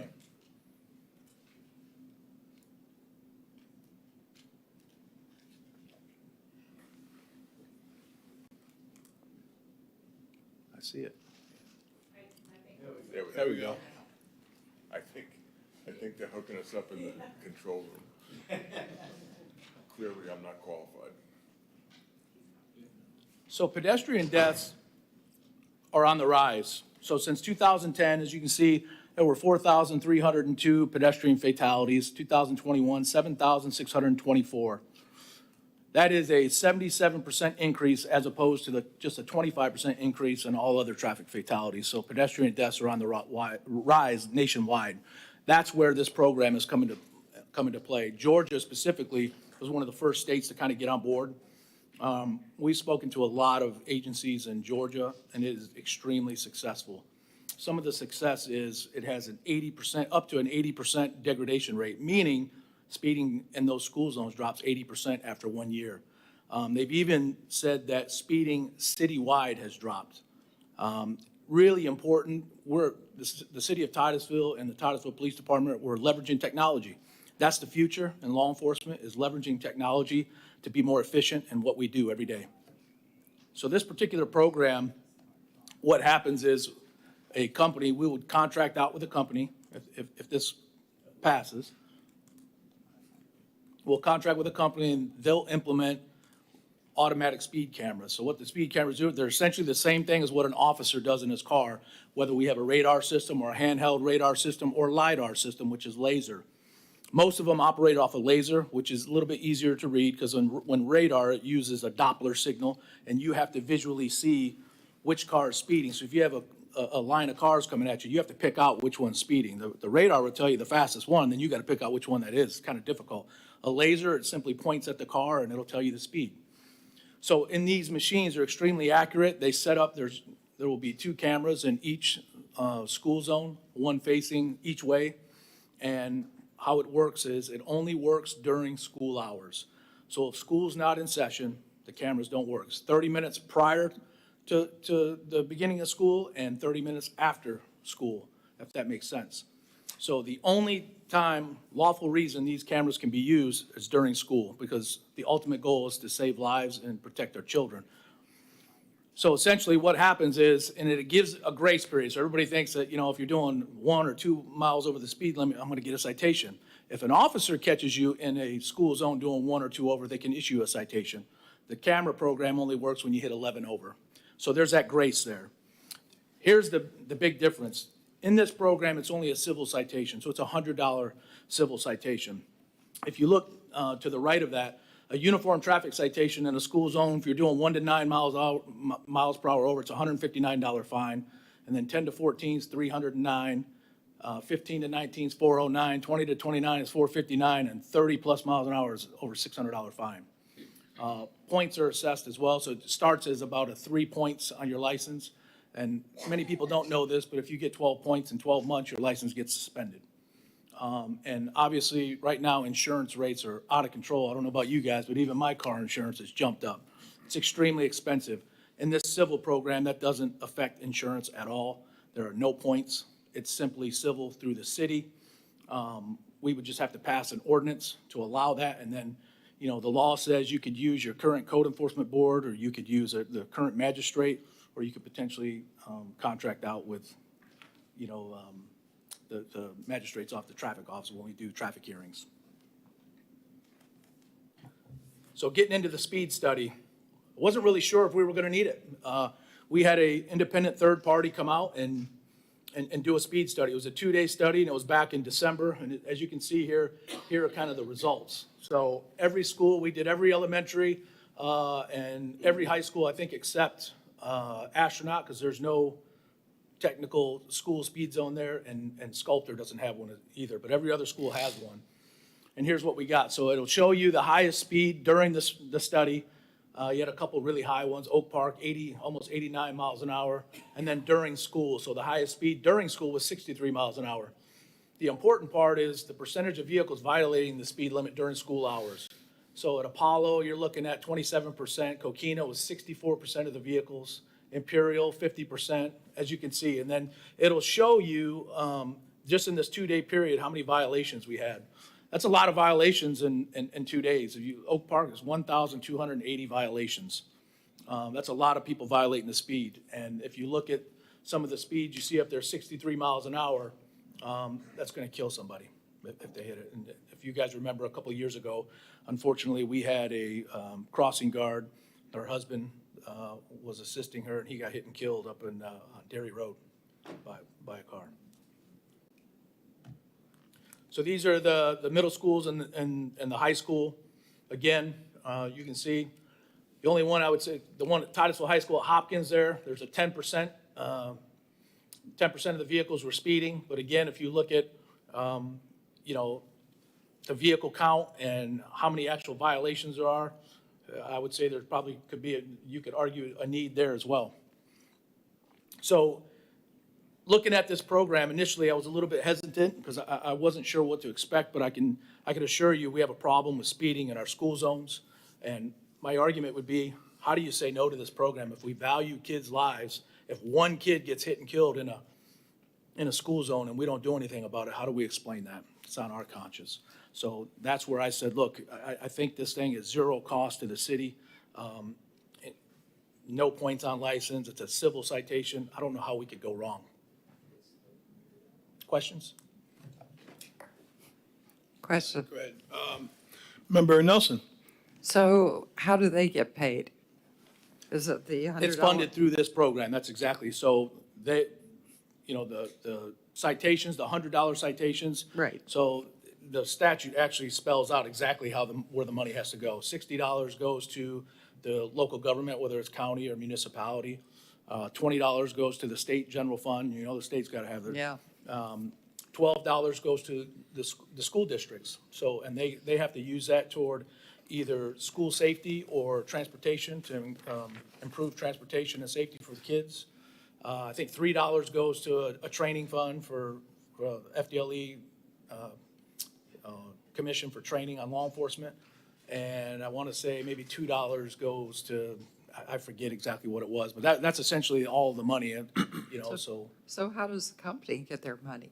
So they're going to take that cut from the $60 that goes to the city. They'll take their cuts out of that. And that's how it's funded. So even if we hope, right, that we reach zero, that would be the goal. Right. The problem is every single company we've spoken to and every agency we've spoken to, it hasn't happened yet.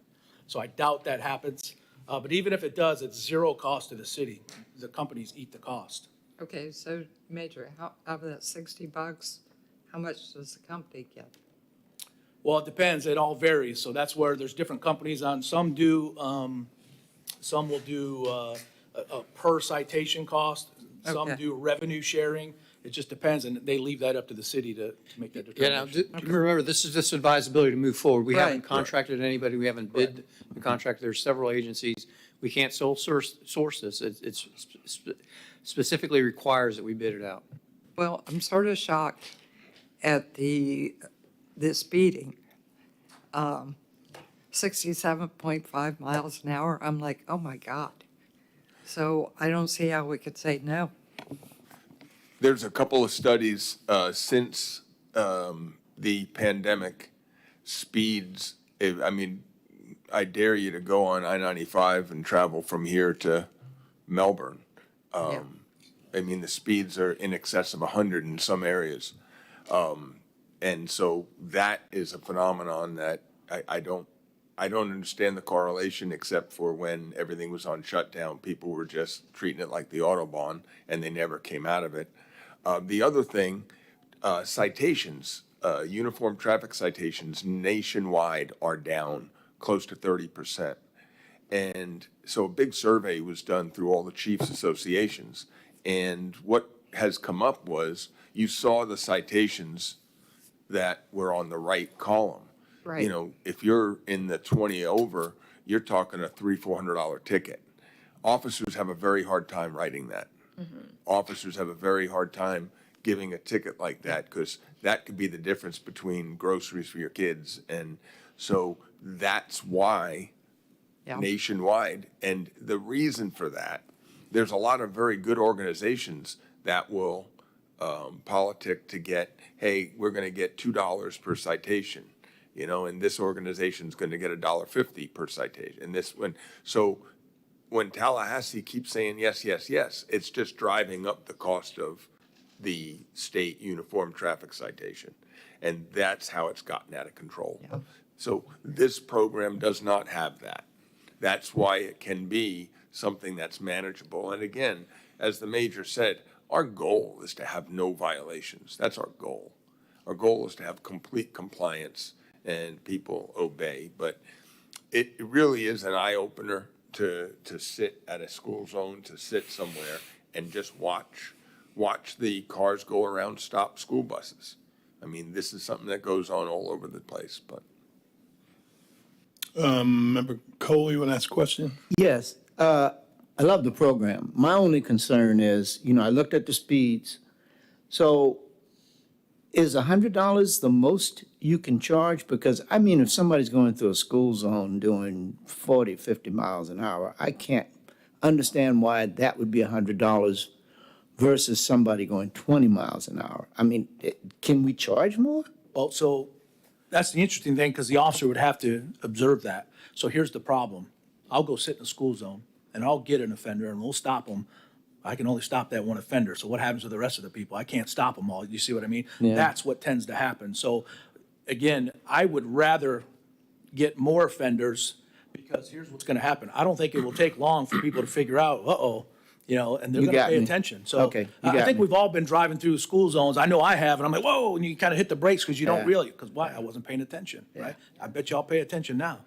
Okay. One of the other ripple effects to this in a positive manner is the company puts up layers of signs and lights over the top. So just the awareness of you're about to come into a school zone will be much more visible, all on their expense to do that. So, I mean, this is everything with this, and Jeremy has done a great job talking to the agencies outside of Atlanta and all. As a matter of fact, we're, you know, possibly going to take trips to see the success, you know, their successes and their things that they've learned that didn't work well. But they all said without a doubt, and the phenomenon that I would have never thought was the phenomenon that even in non-school zones, the speed throughout the entire city that had these cameras went down. And that's an effect that I would not have anticipated. Member Stokel. Yes, just a few questions, and I think some of them have already been answered. City has no expense, and we will collect nothing either. So this is just we're saying you can provide the service in our city, essentially. Well, you will collect, because $60 of that citation goes directly to the city. Now, the camera program is funded through that money.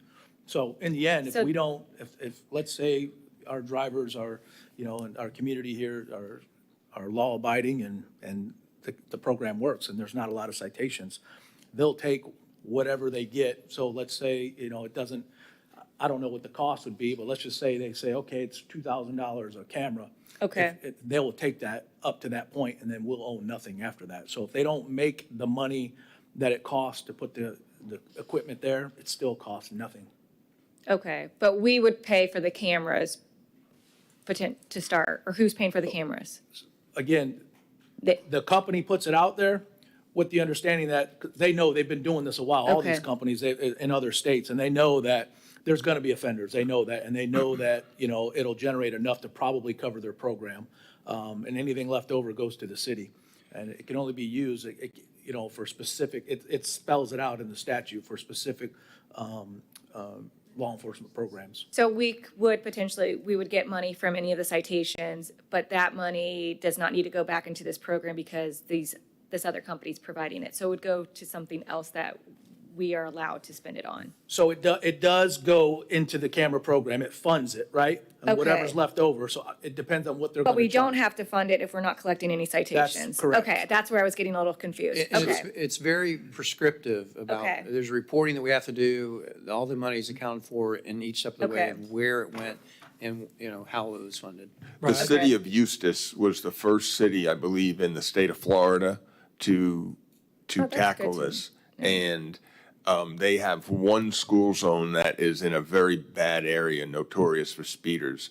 And the chief of police over there, Chief Capri, said he was flabbergasted at, so the funding, there's nothing out of pocket for Eustis, and he's able to fund the entire school crossing guard program. He was able to get much more visible vests and attire for them, making it safer and at no cost to the city because it's all funded through this program. Yeah, that's what I was thinking too. I feel like this would also help us with collecting data as well to see how many citations, which would be our worst area if we needed to have additional resources there, if we needed to potentially have an officer at that site or location.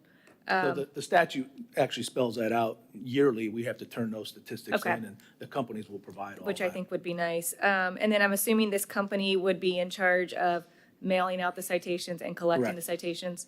Okay. And then do we know yet what it typically looks like as far as like number of school zones? Are they doing all the school zones? Do they pick a handful, or do we So know? we would be the determinant of that, and we Okay. really haven't discussed it yet. We'd really comb through the data and decide where the best area would be for this program. Okay, yeah, well, thank Probably you. going to be taking the advice of some of the companies that have done these cameras elsewhere. But we were debating yesterday, and Major Gonzalez said, who's going to pick the one that's not covered that there's Yeah. an incident at? Yeah. You know what I mean? Right, How do you determine? And, And then that's what I'm call. wondering, if like there's a rotation where we rotate through, or if there are additional funds collected, could we then have more at additional school zone areas? Yeah, those are just some of the specifics, but as far as advisability, I'm in favor of it. Yeah, just wanted to let you know if you decide to enact an ordinance to authorize the placement of the speed detection system, as part of the public hearing on the ordinance, the city must consider traffic data or other evidence supporting the installation and operation of each proposed school zone speed detection system. And the city must determine that the school zone where a detection system is to be placed or installed constitutes a heightened safety risk that warrants. So when you're deciding which zone you will have the camera, you must make these determinations per each zone. And we had 3 different speed studies done from 3 different companies. And eventually you'll see the data, and it supports it. Oh, absolutely. And what I'm seeing here is this is a no-brainer on the advisability.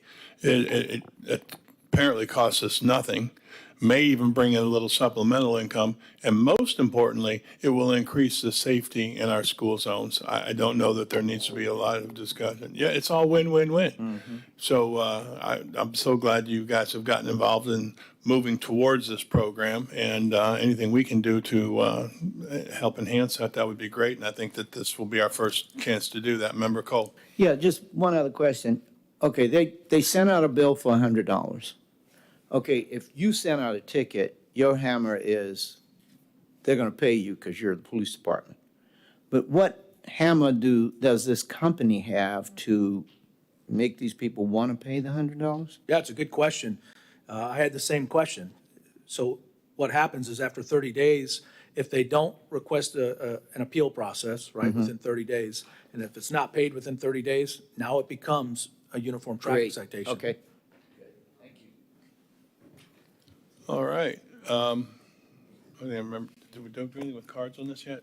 Any I have cards? one card. Go Katie ahead. Delaney.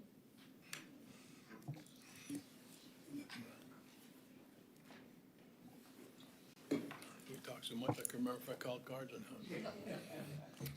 Hello, everybody. Katie Delaney. Obviously, this is a pretty good program from the sounds of it.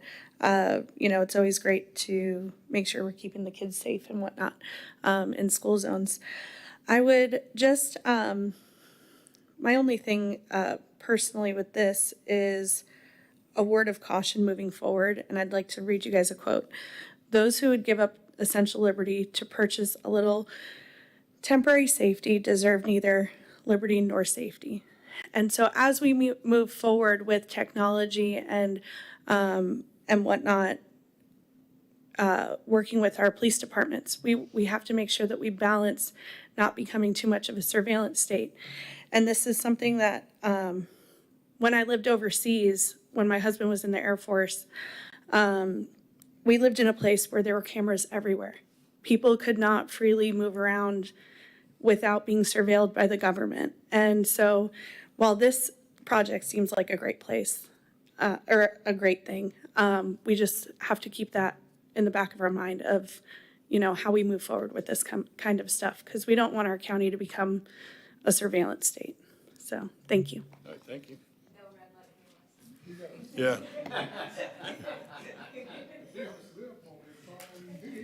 I've lost card. Member Nelson. Move to approve the advisability on implementing a school zone speed detection system. Second. A motion and a second. Roll call vote. Member Nelson? Yes. Mayor Diesel? Yes. Vice Mayor Robinson? Yes. Member Stokel? Yes. Member Cole? Yes. Passes unanimously. I look forward to seeing you move forward and see where that goes. And yeah, those are some good stats. I again, it's out there, but you don't know it until you see it. And I sure didn't understand the stats about, or I didn't know the stats about if you get hit at 5 miles an hour or 15 miles an hour. That changes everything. I mean, the survivability and slowing people down, and like you had said, Chief, and I've always been a big proponent of this, and that is just let them know you're there. They're going to slow down. And so, okay, they're not going to get the ticket, but more importantly, they're not going to hit our kids, God willing. So thank you guys for being here. Appreciate that. City Manager. Good evening. Yes, sir, we're on 11B, which is synthetic plants and artificial turf. On June 11th, 2024, City Council discussed concerns with the location, appearance, and lack of criteria for synthetic vegetation. Council requested additional information and research and examples at that meeting. On July 9th, 2024, the City Council further discussed their concerns with synthetic vegetation. The City Council's concurred with staff's suggestion to propose a draft set of standards for discussion prior to preparing the ordinance, and that's in your packet. Staff is requesting advisability to direct staff to evaluate the use of synthetic and artificial turf in lawns and proposed an amendment to land development regulations where applicable. The direction might be provide clarity on the existing code regulations or expand its use in landscaping criteria. Brad's here to take the third round on this one. Brad, you got anything for us? Just one new piece of information on page 1420 of your packet. I won't go over the other exhibits, which you've already seen, the memo and the research we did from other communities.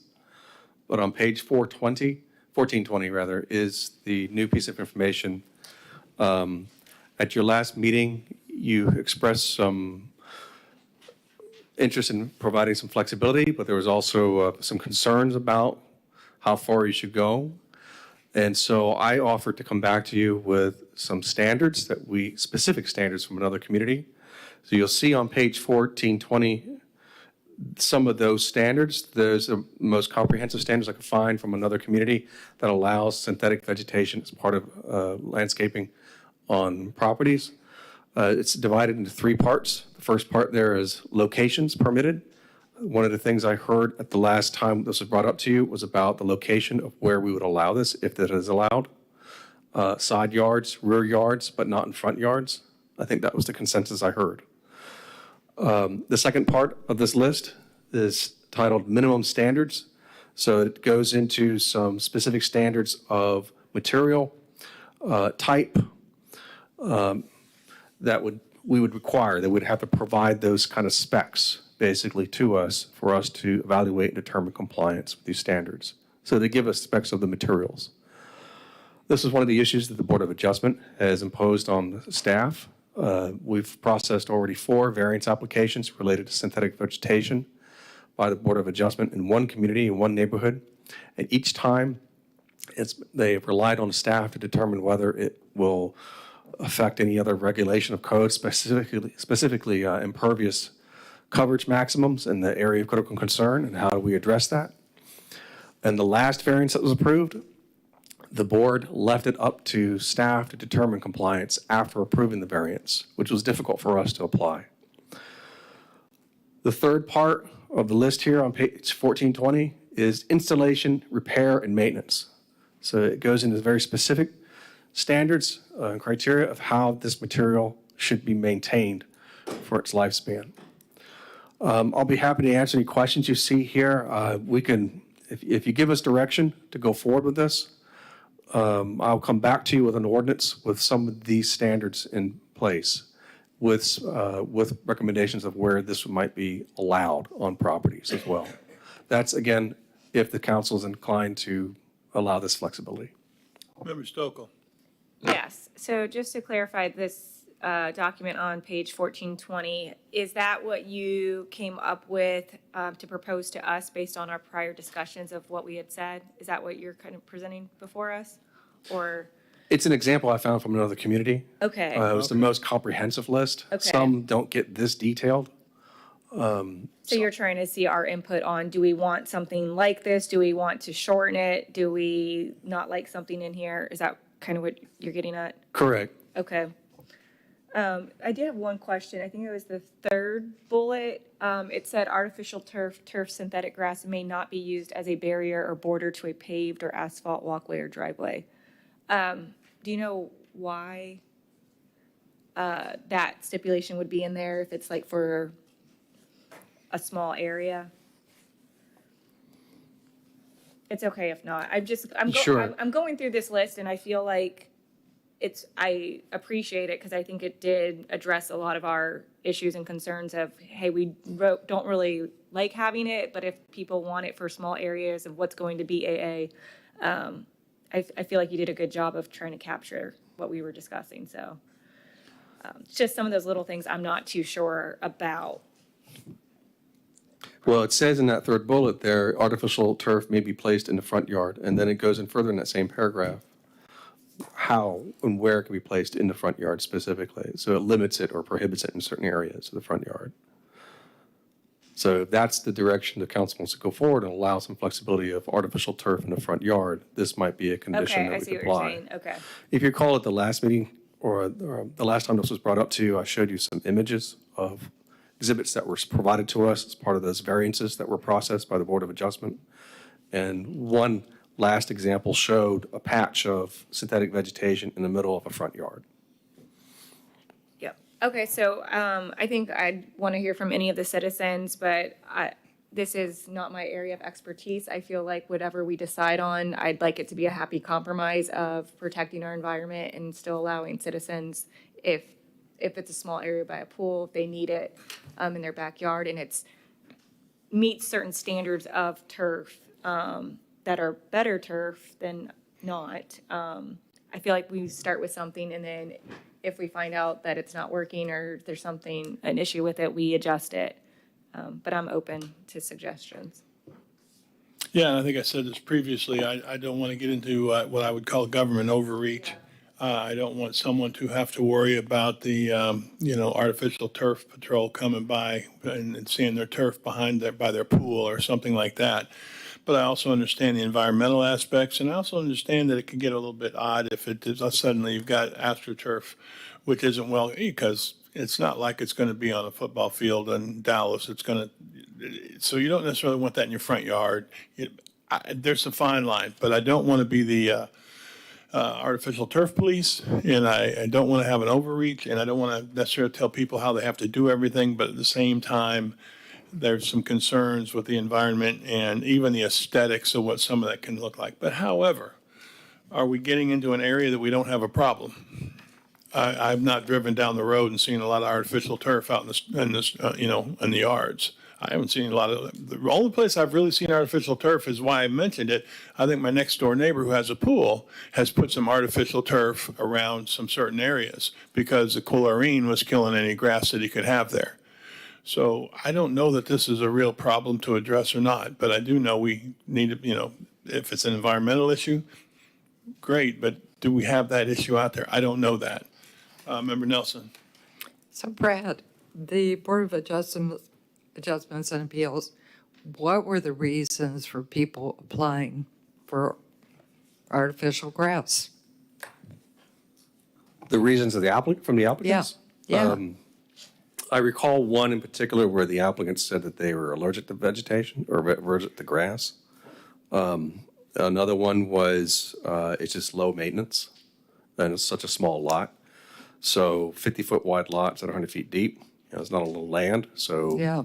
And then another one was they wanted it as edges around a pool, for example, because it was just small and easy to maintain in that sense, as opposed to putting in grass that would probably, from their testimony, would be more to maintain because they'd have to go and pull it or edge it. They won't be able to use a mower.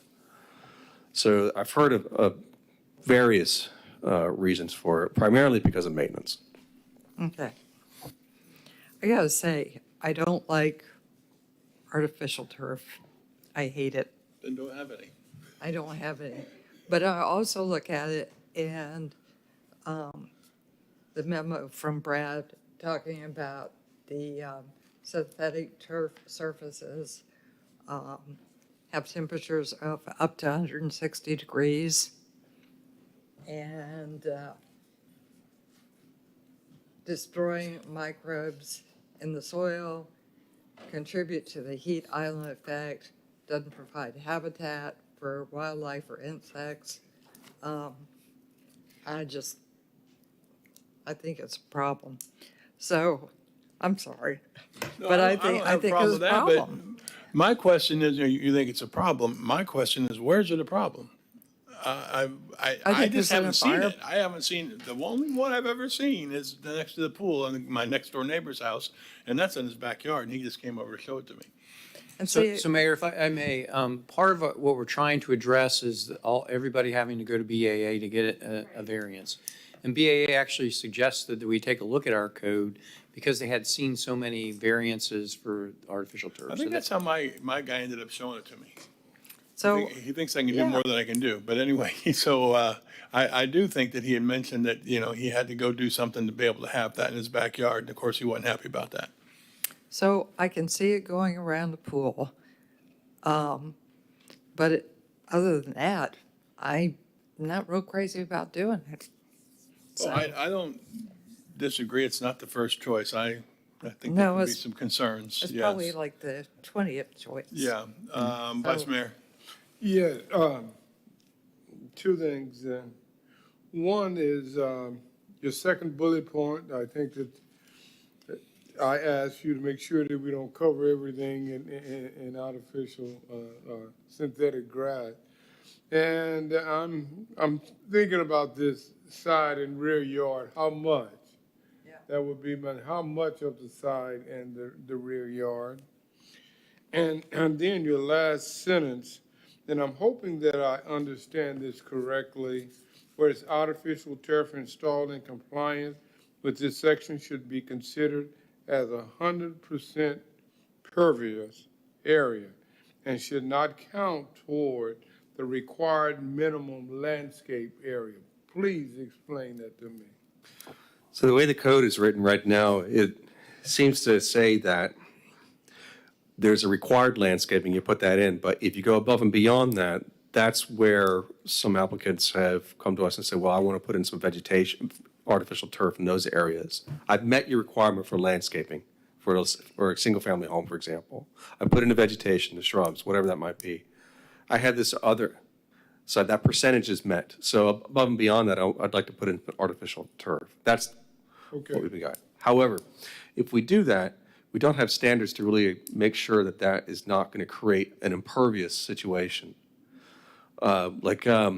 Pervious pavement in our code right now, we actually offer and allow a credit for pervious pavement toward your stormwater requirements and toward your requirements in meeting the area of critical concern development standards in our wellfield areas. But you have to provide specs to us that meet the code requirement as far as what we would accept. So you provide that material to us, and our engineer looks at it to see, okay, it meets the requirements as far as percolation and rate, and so it won't be considered an impervious surface. So sometimes we get requests to put in certain types of pavement in there. They can call it pervious pavement, but it doesn't meet our standard. We're not going to allow you to get credit for it. So I think this statement you just read here is kind of going along those lines. We would like to have some kind of standard in our code if we're going to allow artificial turf that we can match against when we receive a spec to make sure it's not creating an impervious situation. Yeah, and it's going to be interesting as you move forward. Pervious artificial grass, what is the absorption rate compared to concrete or cement, pervious rocks and so forth? How are you going to do that? Because, it would be odd to say, okay, how much water or moisture should the synthetic grass let through to the earth to meet our condition? Do we have a standard on that as of yet? Not an official standard for turf, no. Yeah, and that's what we're here to do. The city's engineer has utilized there is a statement inside the code about 100%, like for example, in the area of critical concern, which the 4 variances were submitted for on property inside the ACC. And it can't, that development was, most of those developments in there were approved and have to meet a stormwater rating system of 100 years. And so he would look at the specs that are provided to us for the turf to see if it can percolate at that rate. But that's not an official standard. He's using a standard for stormwater treatment, basically. If we had something that, like the pervious pavement, we have specs that we know we meet this criteria. We know it's going to meet these other standards for stormwater and percolation or whatever that might be. It would be nice to have that as well for artificial turf, since we've received so many requests already for it. It's difficult for staff to ensure compliance. We're concerned that we may end up approving something or some kind of material that might cause an issue later on. Those are, as I perused it, those are my 2 biggest things came in. And the other one is kind of joke. How do you nail grass to the ground? With big nails. No, I wasn't being funny, but I'm serious that I've seen it being installed, and they nail it in. They put a sandy layer below the artificial turf, and the nails are about so long. Really? And they nail it in, and that's how it's done. And it is very pervious. That the newer type of artificial grass is very pervious. But however, in looking at the standards here, we need to have some standards for it. And I reviewed these, and I basically think that you did a good job on these standards. But I think we do need to have standards. We're not saying you can't have it, but we have restrictions on how you can have it. Agree. Remember, I'm sorry. I was going to call you, remember, Cole? You want me to say more? I'm good. Okay, anybody else up here? Call the cards? We have 2 cards, Case St. Ange.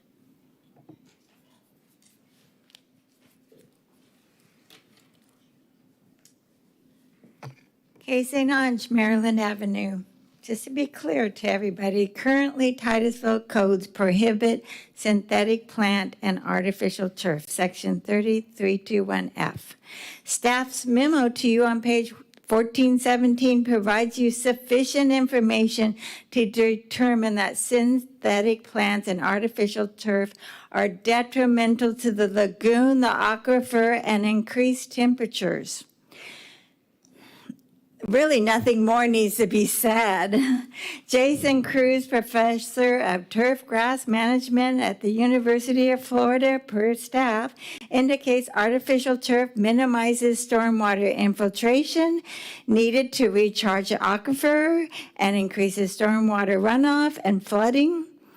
So he's the expert on this. This stuff is petroleum-based. We need to stop using petroleum, and releases contaminants like zinc, selenium, lead, and cadmium, which can contaminate the aquifer, the lagoon, and when it decays and you throw it away into the landfill, it's going to contaminate the landfill.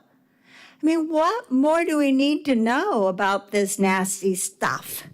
Now, I've had pools before, and I didn't put artificial grass alongside of it. I put strawberries so I could eat the strawberries while I was swimming. I put ground covers. You could put cardboard and then mulch and pretty potted plants. You could make it really beautiful around your pool rather than have this ridiculous stuff with all these nasty zinc and lead and cadmium. No, thank you. Per the University of Florida, artificial turf significantly increases your surface temperature, contributes to heat island effect, destroys beneficial microbes in the soil, and provides no habitat to beneficial insects, as if we aren't hot enough already. Don't fix it if it ain't broke. Retain section 321F, which indicates synthetic plants are prohibited. The Board of Variances and Appeals should continue considering the granting of variances on an individual basis. 4 variances is not very many. What's the big deal? Don't fix it if it ain't broke. Thank you. Next card. Tony Schifolo.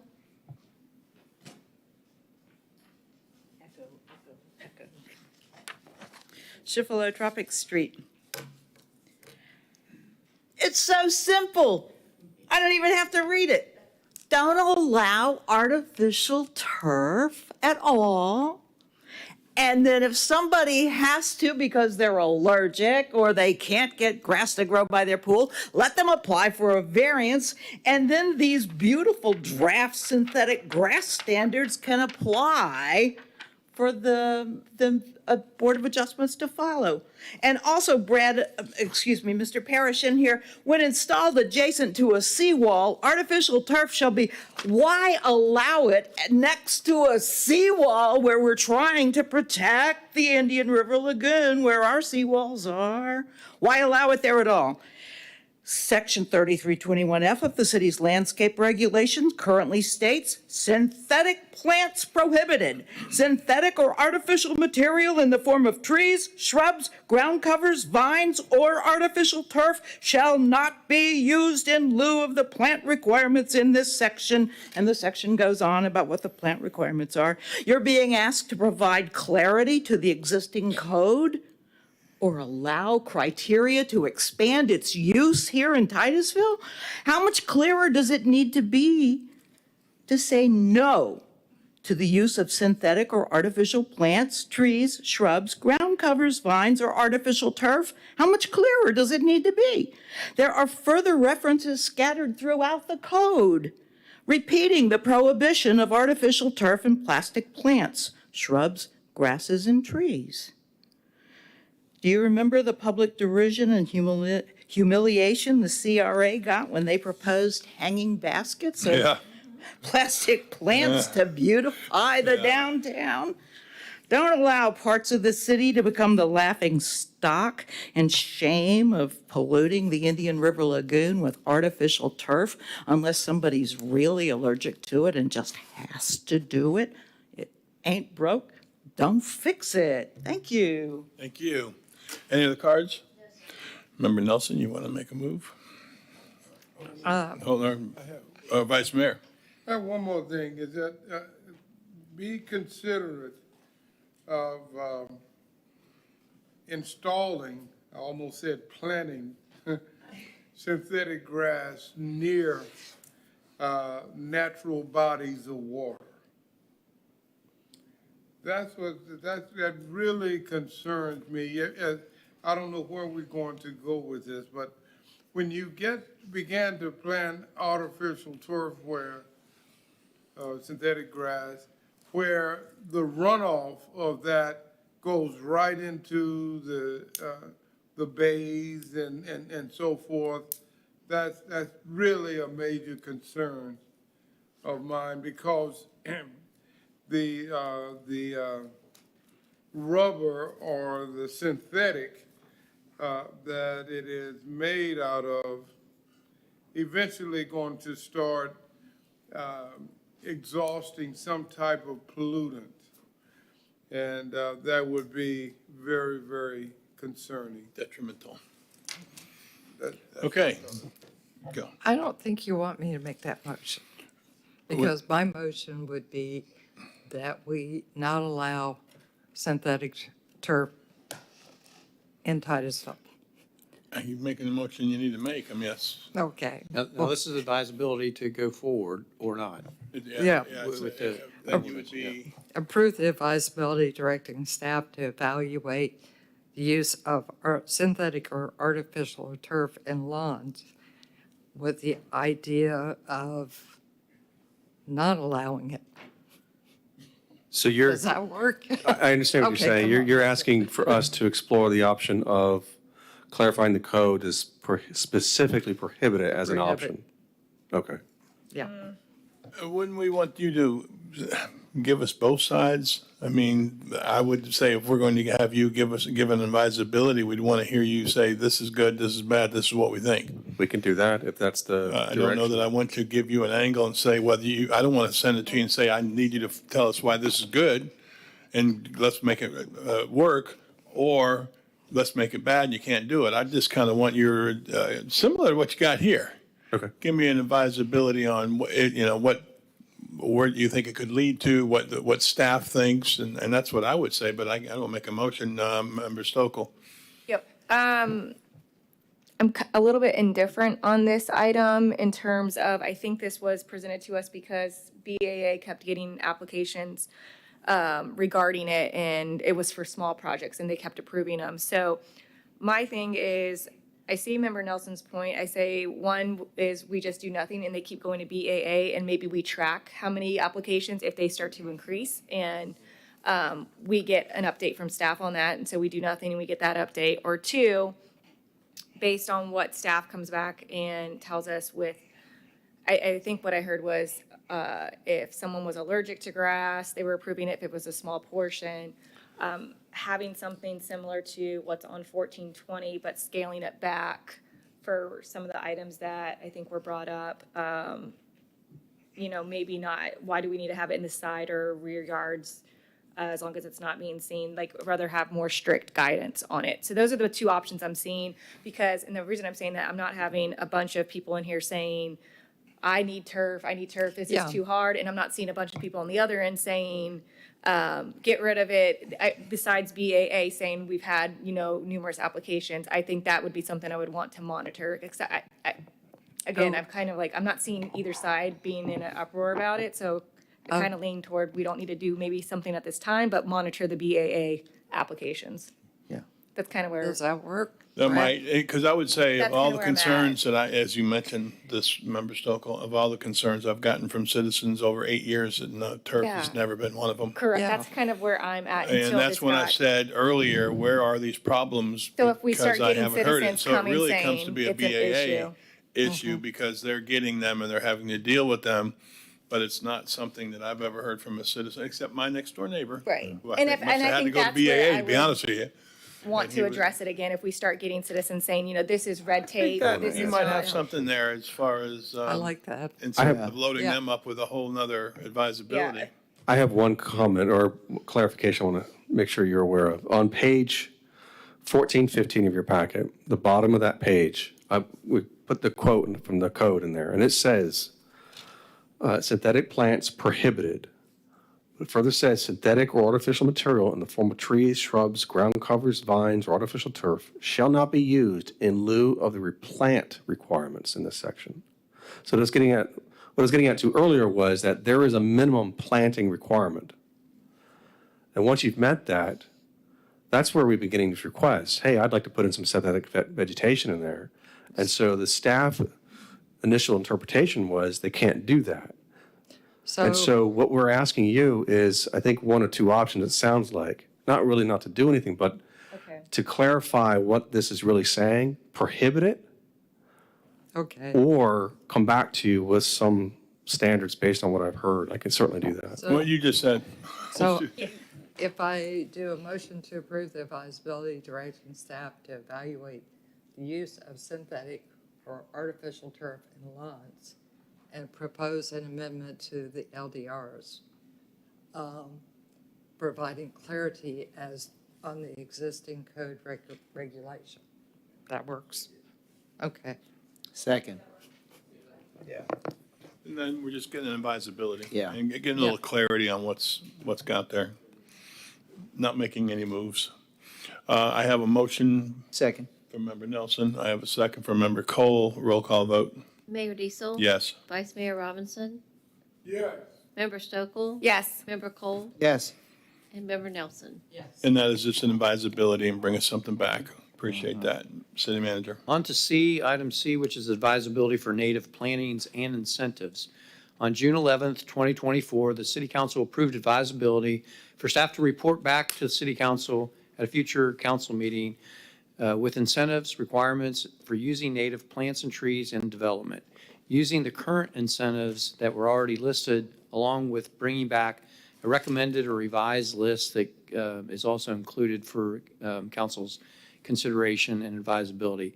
Staff has provided council the city's landscaping regulations relating to native vegetation and new landscaping. The city's regulations encourage rather than provide incentives for native landscaping.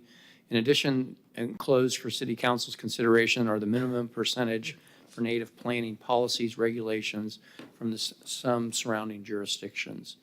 We're asking council to consider this information, the best practices that we provided relating to native landscaping, and provide directions to staff on which way to go on this one. All right. And Brad's here to. Brad, you have anything you want to guide us with? I think it's pretty clear unless you have any questions. It's just we provided excerpts of what the code says. It encourages native landscaping, doesn't require it, doesn't incentivize it. And then I just put some examples from other communities. I'll take any questions or input you Member Cole. have. Yeah, I think we just, I honestly do not want to incentivize it, but I think we ought to strongly encourage. That's my position. I think we ought to strongly encourage them to use native plants and help them understand what native plants will do. Native plants will survive with little or no maintenance. So I think if we say that to them, that would be better. I do not want to provide any incentives to them, though. You had asked the last meeting to provide you some information as to what the code says about incentivizing it. So what I provided to you are excerpts from the code that talk about native vegetation. All it talks about, all it says is preferred, encourage, we'd like it. Whereas, I guess the question before you was, do you want to regulate it a minimum % of a landscape plan? So in other words, if there's a minimum, like some of the other jurisdictions have, we would have to receive that landscape plan and verify that all the vegetation on that list is a minimum of a percentage of them all are native. Member Nelson.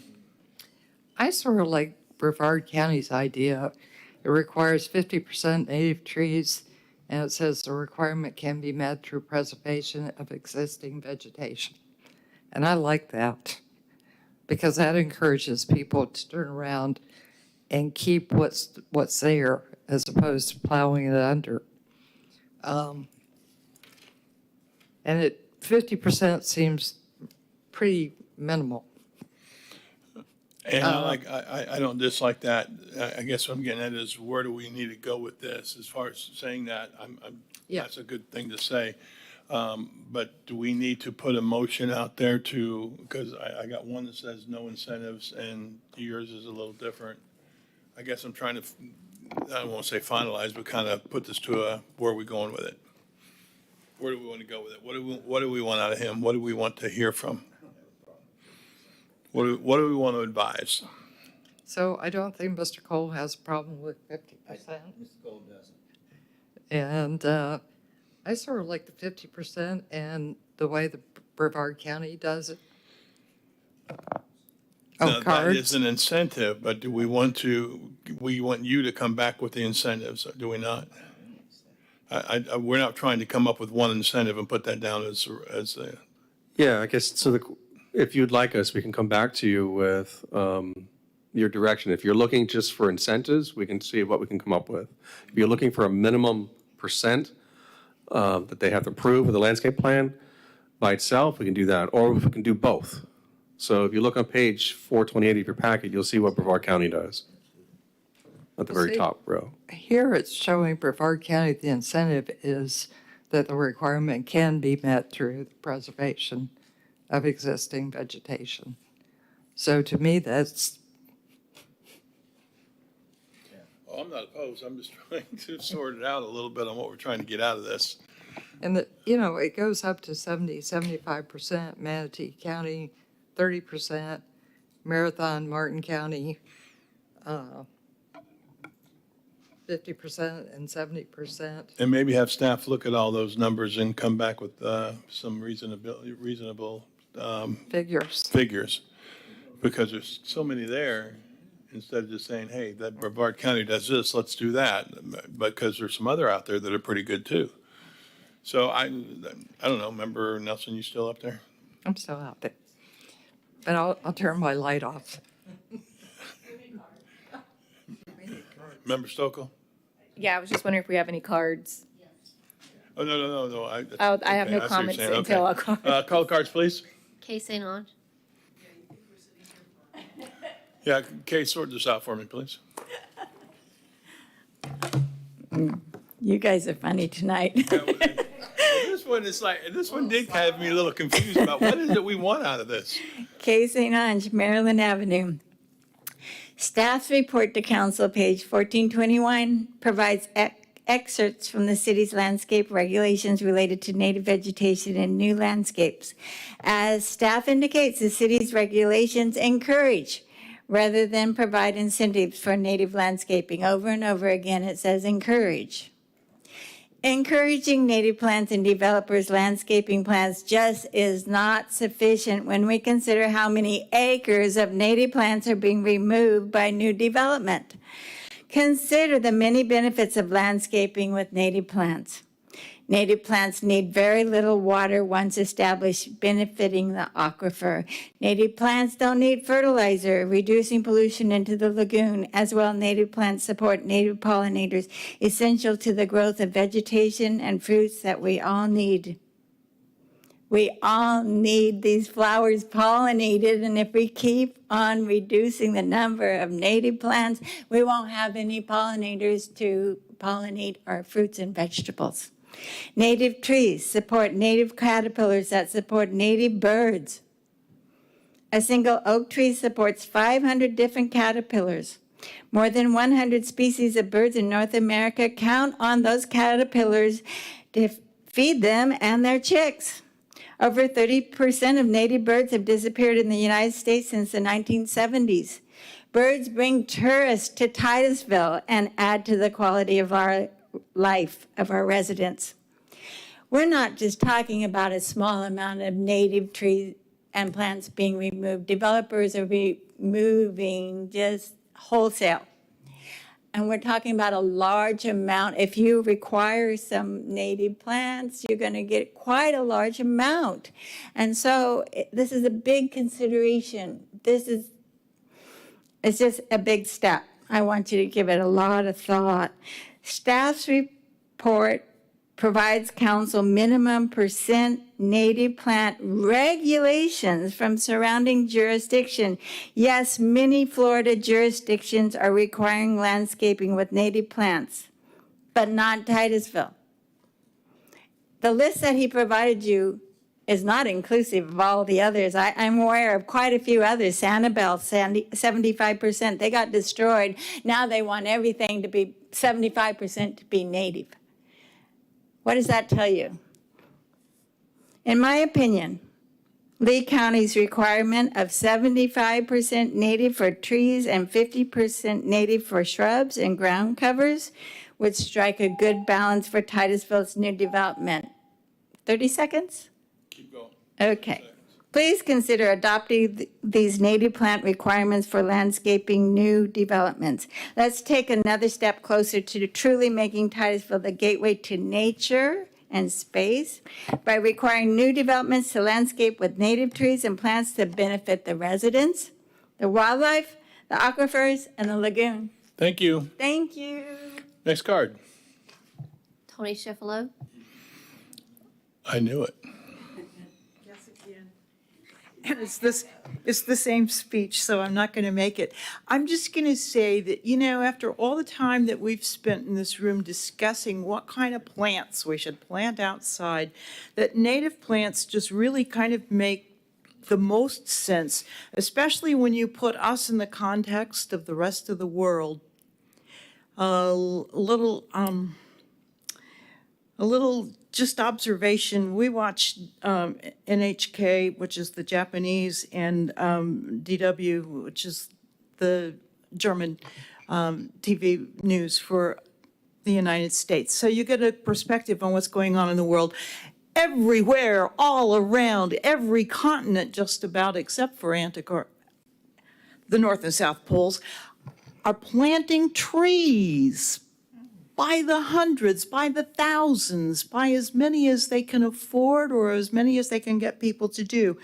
Native plants just make sense in the area where they are native to. And our regulations just encourage rather than provide incentives. And Member Cole, I think we should incentivize the things that we want instead of giving extra density because they plant a extra tree. We should incentivize things that will grow here, will protect our environment, will flourish, will feed us. Don't forget the pineapples that we're famous, or used to be famous for. We can't do the fish anymore. So, just as a member of the tree team, I've got to echo Ms. Kay and say that we suggest council consider Lee County's 75% native vegetation required for tree species and 50% native vegetation required for shrub and ground cover species. They'll grow easy here. Yeah, that's a factor. Just from my own experience of trying to be the landscaper in my yard, native is easy to grow, and a lot of the ones you want to try to grow that aren't native aren't going to work. Yeah. So, all right, Council, where are we at? Let's make a decision here with what, we're talking advisability anyway. Member Nelson. I'm not quite sure how to say this, but I would say move to approve the advisability to come up with an ordinance requiring a minimum native planting. Does that work? It could. That may be more specific than I'm even looking for. If with all the different things he's gathered from different places, I'd almost want to hear him say, the advisability to various incentives to encourage native plants, because we've got the encouraging of a native plants, but what out there is going to work for as incentives, and what has he seen? I want maybe see some things we haven't seen. What's Lee County doing? What are these people who are incentivizing? What are their incentives? Just maybe inform us a little more. It sounds like most of these counties aren't providing incentives. They're saying Find some that are. this percentage of your planning Right, and if needs they're to not, then be you're right, then we need to native. make up our own. Right. So go ahead, I mean, and see what the council thinks if we want to vote on that and move forward. Oh, thanks. that again. Yeah. Basically, 75%. Move to approve advisability for staff to come back with a proposed ordinance related to Incentives. a percentage of native plants being required and an incentive. I'm getting to it. No, that was good words. No, Good I'm kidding. wording, I'm getting to it. And potential incentives to encourage good that. wording. That was hard to do, but. Second. good wording. Discussion. It really was. Discussion. Oh, Yeah, no, I just want to make sure for Brad, to tag on to that, no, I think that's fine, is if you have feedback from Brevard County on how is their requirement working, are they getting a lot of like annoying, this is red tape, this is too strenuous, why are you doing this? And to that point of, if we want to go the route of requirement, and this seems to be the best model, or what do those incentives look like, and would that be a better thing for us to go, based on your opinion? We can do that. Okay. It's kind of, I think we're just, I'm looking to be more edified and informed about what incentives could be out there. To keep it simple. And I thought, Member Nelson worded it well. You know, what are some incentives that have shown that they work in other places? And just give us, because we're kind of at the beginning of this incentive thing. So, yeah, yeah, I want to point out that, like he gives credit for trees preserved on site. So, yeah. give us several. So there might be some, So yeah. is that motion close enough to something? We can use that, yeah. All right, so we have a motion and a second. Roll call vote. Vice Mayor Robinson? Yes. Member Stokel? Yes. Member Cole? Yes. Member Nelson? Yes. Mayor Diesel? Yes, to something. It was hard to word. It really was. Okay, city manager. On to new business. At your regular city council meeting on 13 August, city council provided an advisability to discuss having an invocation versus a moment of silence at the regular city council meetings at 6:30. We've provided background information and current laws on that. So we're just looking for you to give us direction on which way you'd like to go. Member Stokel. Yep. I brought this up last time, and then I had my briefing. My request would be that we go back to how we were prior to COVID, where we had an inclusive list. We sent it out to all religions, churches in our community. My suggestion would be that it would just be for Titusville area, and invite them to be on the list. We include everyone, so we're not discriminating against anyone. And as we had before, we had a running list, and then we would call and go down the list and invite them, and then if they wanted to be put on the list, they could be. And then we, as council, know that we could not discriminate. And I think that's been some of the issues with other areas where they're like, no, we don't want your religion, you can't. And if we feel like it's being abused or that it's not being implemented the way that we had intended it, that we revisit it and we go back to a moment of silence. But for the 8 years that I've been on here and remembering back, I felt like it was a great thing that we did just to set the tone for our meeting. I felt like it was great to have the pastors kind of engage with government a little bit and be able to see the community and what we're doing. And that would be my request. Member Nelson. I understand why Member Stokel wants to do that, but what I recall for those years was we had somebody there maybe 25% of the time, and most of the time we had nobody here. So I sort of like that. I think that was one of the reasons we started doing the moment of silence. And I don't have a problem with it because as non-denominational, it gives everybody the chance to reflect. And we don't have to come to a meeting and go, ooh, who's here? can anybody say a prayer? And half the time, people weren't there. So I'm sort of like, I think I'd rather stay where we are. I think the easy thing to that, and I remember that, a number of times Mayor Johnson would, Walt would say, do we have the pastor here? And no, he wasn't. But it was a quick drop off to a moment of silence. So it wasn't a problem that way.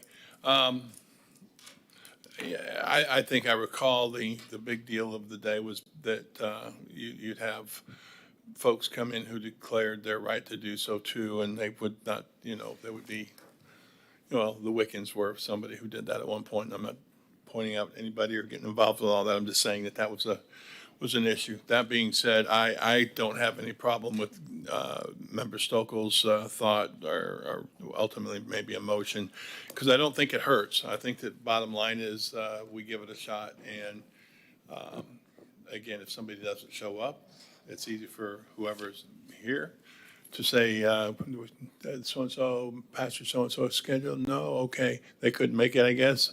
Well, again, we have a moment of silence. And we always do. And then, I'm sorry. No, I agree with. And I'm thinking, and if it doesn't work, if people aren't showing up, then we go back to the moment of silence. Yeah, and that's, because. so I think it's worth trying again. Any cards on this? Well, one question. One card. Okay, well, hold One on. question on it is that we're going to come up with a list of pastors that the city managers, people are going to invite, or what are the mechanics of it, I guess I'm asking. I don't disagree with it at all. And I said, well, if we invite Pastor A and he's not here, yes, we'll go to a moment of silence. And I would recommend to try it for 6 months, see how it works. And if it works good, we continue on with it, And Okay. what Member Stokel said that's most important is it's an inclusive list. Yes, yes. In the city of Titusville, I would say any church with a pastor is certainly on that list. So, okay, call the card, please. Tony Well, Sheffield. come out, Vice Mayor Robinson. I'm sorry, come up, Tony, stand there a second. I think I said all of mine. I'm 100%. The inclusivity concerns me, but I know that to get one good prayer up, we may have to circulate around the bunch. One good prayer may make it all worth it. I'll leave it as that. I'm in favor of it. Ms. Tony. Well, I'm Tony Schiffolo, Tropic Street. I totally disagree with you. Whose Lord will be invoked? Whose Lord will be left out, Ms. Stokel? What am I to do, Member Cole, while someone leading an invocation says things that are blasphemous to me and my religion? What happens to separation of church and state? What's wrong with having a collective moment of silence where we can focus on our intention for the rest of the evening, gather our thoughts, have some calmness together, a time, as you said, Member Nelson, for reflection? It's very brief. The thing I've appreciated the most about coming to these meetings is that I don't have to listen to some Southern Baptist minister giving a prayer to his Lord who oppresses me as a woman. Tuesday, August 27. Are you going to have Muslim, are you going to have Buddhists come in? Are we going to allow Satanists, perhaps, who do have a religion? I, for one, throw tarot cards. Could I do a little invocation for us, foreseeing a little bit of how the tone of the meeting is going to go through the cards? It's a silly idea to abandon the moment of silence that we have where we can come together and nobody is left out because somebody's God is being invoked, but not mine. I appreciate the moment of silence. I think you're making a big mistake to move away from it. Thank you. I would say that just listening to Tony, and that's kind of something I think they heard back, I think it was the 80s, and when the Wiccans were coming forward. And that is certainly the all-encompassing of everyone. But I would say also, they do pray at the State House, they do pray in Congress, they do pray in the Senate. So I don't think it is something that our country is opposed to. But I do see the issues brought forward are avoided with a moment of silence. But again, I don't know that that's all we want to do is just avoid them. So that being said, I guess we need a motion. Any other cards? Nope, no. So what I'm really looking for is the process that we will establish and bring back to you. Yes. And one question that staff has is that we had discussed perhaps putting a time limit on. Yep, that's fine. And we'll bring you some suggestions. Well, let me just say that about time limit, a couple things here, because I remember even when we were doing it before, there was always that one or two that would give me a 5.5-minute sermon. And what are you going to do when you say you have a time limit? The bell goes off, beep, they're not going to stop.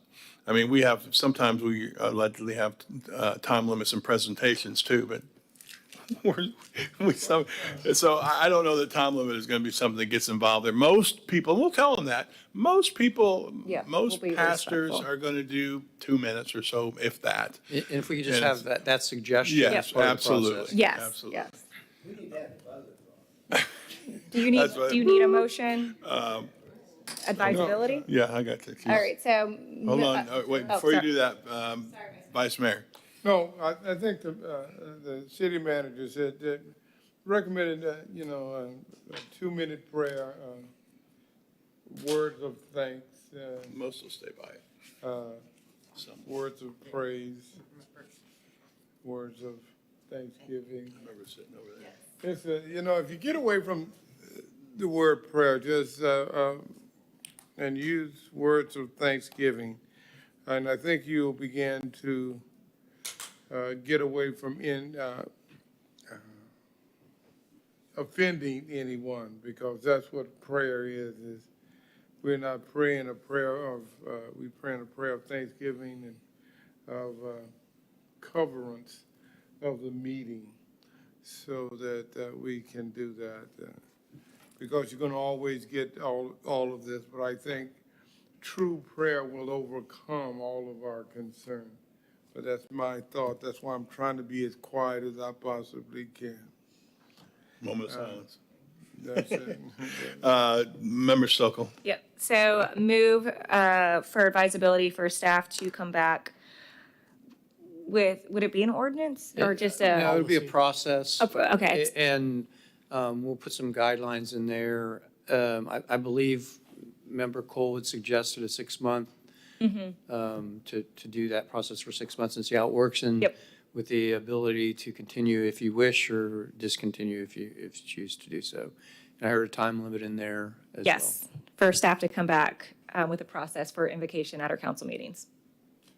That would be my motion. I have a motion. I need a second. Second. Got a motion and a second. Roll call vote. Member Stokel? Yes. Member Cole? Yes. Member Nelson? Yes. Mayor Diesel? Yes. Vice Mayor Robinson? Yes, yes. All right, so we have the advisability passed unanimously. City manager. On to 12B, advisability on sidewalk waiver criteria. Staff's found many issues with our current waiver and sidewalk criteria. So we're asking for advisability to direct staff to propose amendments to the sidewalk waiver criteria, specifically clarifying how sidewalk is determined to be not practical, and standards on the calculations of the fee and the use of the sidewalk trust fund. And Brad's here to discuss that. We're trying to clarify some of the issues we found with our current sidewalk ordinance. Brad, you want to give us a overview? So the ordinance, the way it's written right now, there's 2 parts to telling someone they don't have to put in a sidewalk. The first part is a waiver. They can ask for a waiver, and if they meet the criteria, we waive the sidewalk. They don't have to put it in, they don't have to pay into a fund. And that's the way it works right now.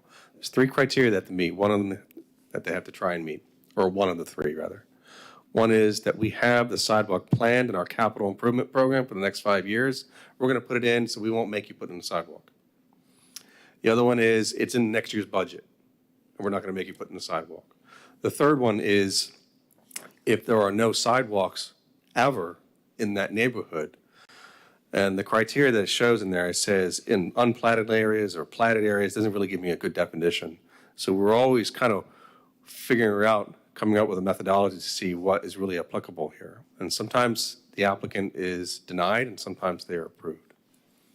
If they're denied, they have a second round they can ask. The second part of the request is, well, it's not practical. There are no sidewalks in this area. There may be later on in the future, but I shouldn't have to put it in right now. And so that's the practical part of it. Now, when we initially looked at this the past few years, I'll be honest with you, the way it's written, it's not very clear to us. We kind of looked at it initially as a hardship criteria, kind of like a variance. You look at it again, it's not necessarily that way. But basically, if you qualify for the practical request, then you have to pay into the fund. And so then the fund, the money, we estimate how much that sidewalk would have cost. It's usually pretty high. Sometimes we get applicants that say, well, I can put it in for cheaper. Well, okay, go ahead and do it. So they put it in as part of that sidewalk, part of that site plan. Other times they'll say, well, I just can't do it. It's not practical. Here are the other reasons for it. And a lot of the reasons I get for under practical is because there are trees in the way that need to be taken out. There may be a stormwater inlet or something like that there in the way as well. A lot of reasons I get is to, look, there are no other sidewalks in this area. I shouldn't have to do it. If they didn't have to do it, my neighbors didn't have to do it, why should I? And I get those requests on neighborhoods, local roads. I also get them on major roads, state roads. We would like to come back to you to see if we can clarify this to make it a little more difficult to ask for that kind of requests. Typically sidewalks, especially on major roads, are put in by the applicant as part of the site plan for their segment of their property. And then their neighbor, when they come in with a site plan, they have to put in a sidewalk. And over time, you eventually get this long sidewalk. The other issue is that subdivisions that are coming in right now, they're required to put in a sidewalk. So a lot of the requests I get for neighborhoods are for these really old subdivisions. So I don't get a whole lot of these requests. But the ones I do, I think the majority of them are very difficult to apply. I get a lot of pushback. We would just like to have an opportunity to really go through it, make the language a little easier to read and understand, compare to other communities, and come back to you with an ordinance that revises it. We would like to consider maybe removing the whole trust fund option altogether. If you'd like us to keep it, we'll look at those options as well. Vice Mayor. These are the 4 things that I put into the pot for consideration. 1 is pedestrian safety. 2 is the easement requirement because of the size of the lot. And 3 is the historic appearance of the neighborhood. That's my thoughts on it. You said there were 4? I'm sorry. Historical appearance of the neighborhood. Yeah, we got 3 of yours, and you said you had 4. Did you have 3, in fact? The size of, did I say size of the Yeah. lot? The size of the lot, the easement requirement. Okay. So, anybody else up here have any comments? Well, we got to give them something. Go ahead, and then I'll go behind you. Yeah, I guess more so for Brad, and when I had my briefing, I get the intent behind the trust. Like, it makes sense if there's just not a sidewalk there, but there will be a sidewalk there, and so you want to be able to not have the city pay for that. So I guess I'm just a little bit gray on when we also remember the issue we had where we had citizens coming, like, this doesn't make any sense of why there never will be a sidewalk here. This is stupid. Why would I need to pay for this? And so that, I want to avoid that, but I also don't want the taxpayers paying for somebody else's sidewalk because they didn't want to put it in at that time. That's where I don't have a solution, but that's kind of where my mind is going with this of I don't want to do away with the trust because I don't want a developer to not pay those funds for a sidewalk that would be needed, and then it goes on our taxpayers. Same thing, I don't want a citizen to be having that burden when there will never be a sidewalk connecting his side. Like, that just doesn't make sense. That's how that looks. I don't know exactly, but that's my thoughts. Pretty much same. I remember sitting in meeting, I can't remember how long ago, but we were asking them to put a sidewalk in, and they came and showed us that it didn't make sense. I'm like, why? So what and not to, and again, we're supposed to give you an advisability, and I'm really I've said this many times up here, I'm not the expert. I almost feel like I want to look at you and say, can you give us an advisability that we can agree with or not agree with? I have ideas. Say again? I have some ideas. Well, that's exactly what I think we need. And we're really looking to kind of fair it up a little bit because some of the things that are in our code don't make a whole lot of sense. So and that's where I'm looking. And at the very beginning, I'm thinking, man, he needs to be my advisor here because I don't know. So yeah, go. That'd be great if you want to share some of those. That's super too. The examples about neighborhoods, older ones, where they didn't have sidewalks in there, or they're kind of haphazardly put in there, or we don't see that they're going to be planned at all because it was approved that way.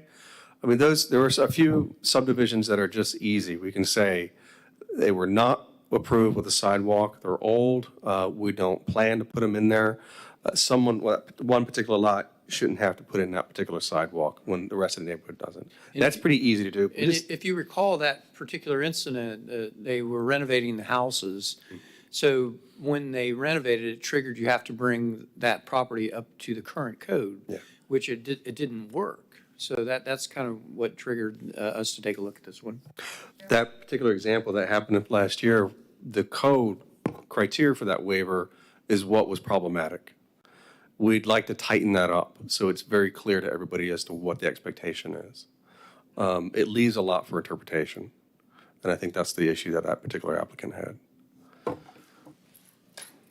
Well, what do we need to give you from here? Because like I said, if you have some ideas, that's great. If we can simply say, we would like you to continue forward and to give us the ideas about what you're thinking there, because I just think it's so wide open. The only real experience I have is sitting up here, and that's when people have come up and said, your code requires us to have a sidewalk, and it doesn't make sense. They show pictures, and we look at each other and say, that doesn't make sense.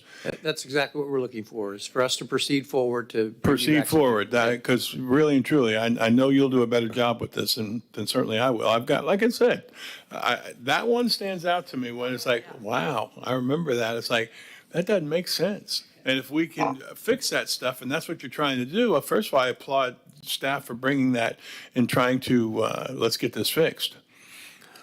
We'll come back then with some options. Yeah, just some options and some different, matter of fact, maybe even point out that, this didn't work. And you may even say, you guys, some of you were up there when this guy came up, and this is what we're trying to remedy. Remember, Cole? Yeah, I'm trying to remember. I remember the situation we're talking about. And we didn't require him to put in the sidewalk, but did we charge him anything for that? Or did we waiver the charges? There was not a fee for a request for a waiver. No, sir. Okay, all right. I think we were feeling like, gosh, we got to help this guy. Yeah. Okay, is that good enough? I think. We'll just need a motion to proceed with advisability to bring something back All to right, you. then we'll do that. Do we have any cards? Wait, do I have any cards? No.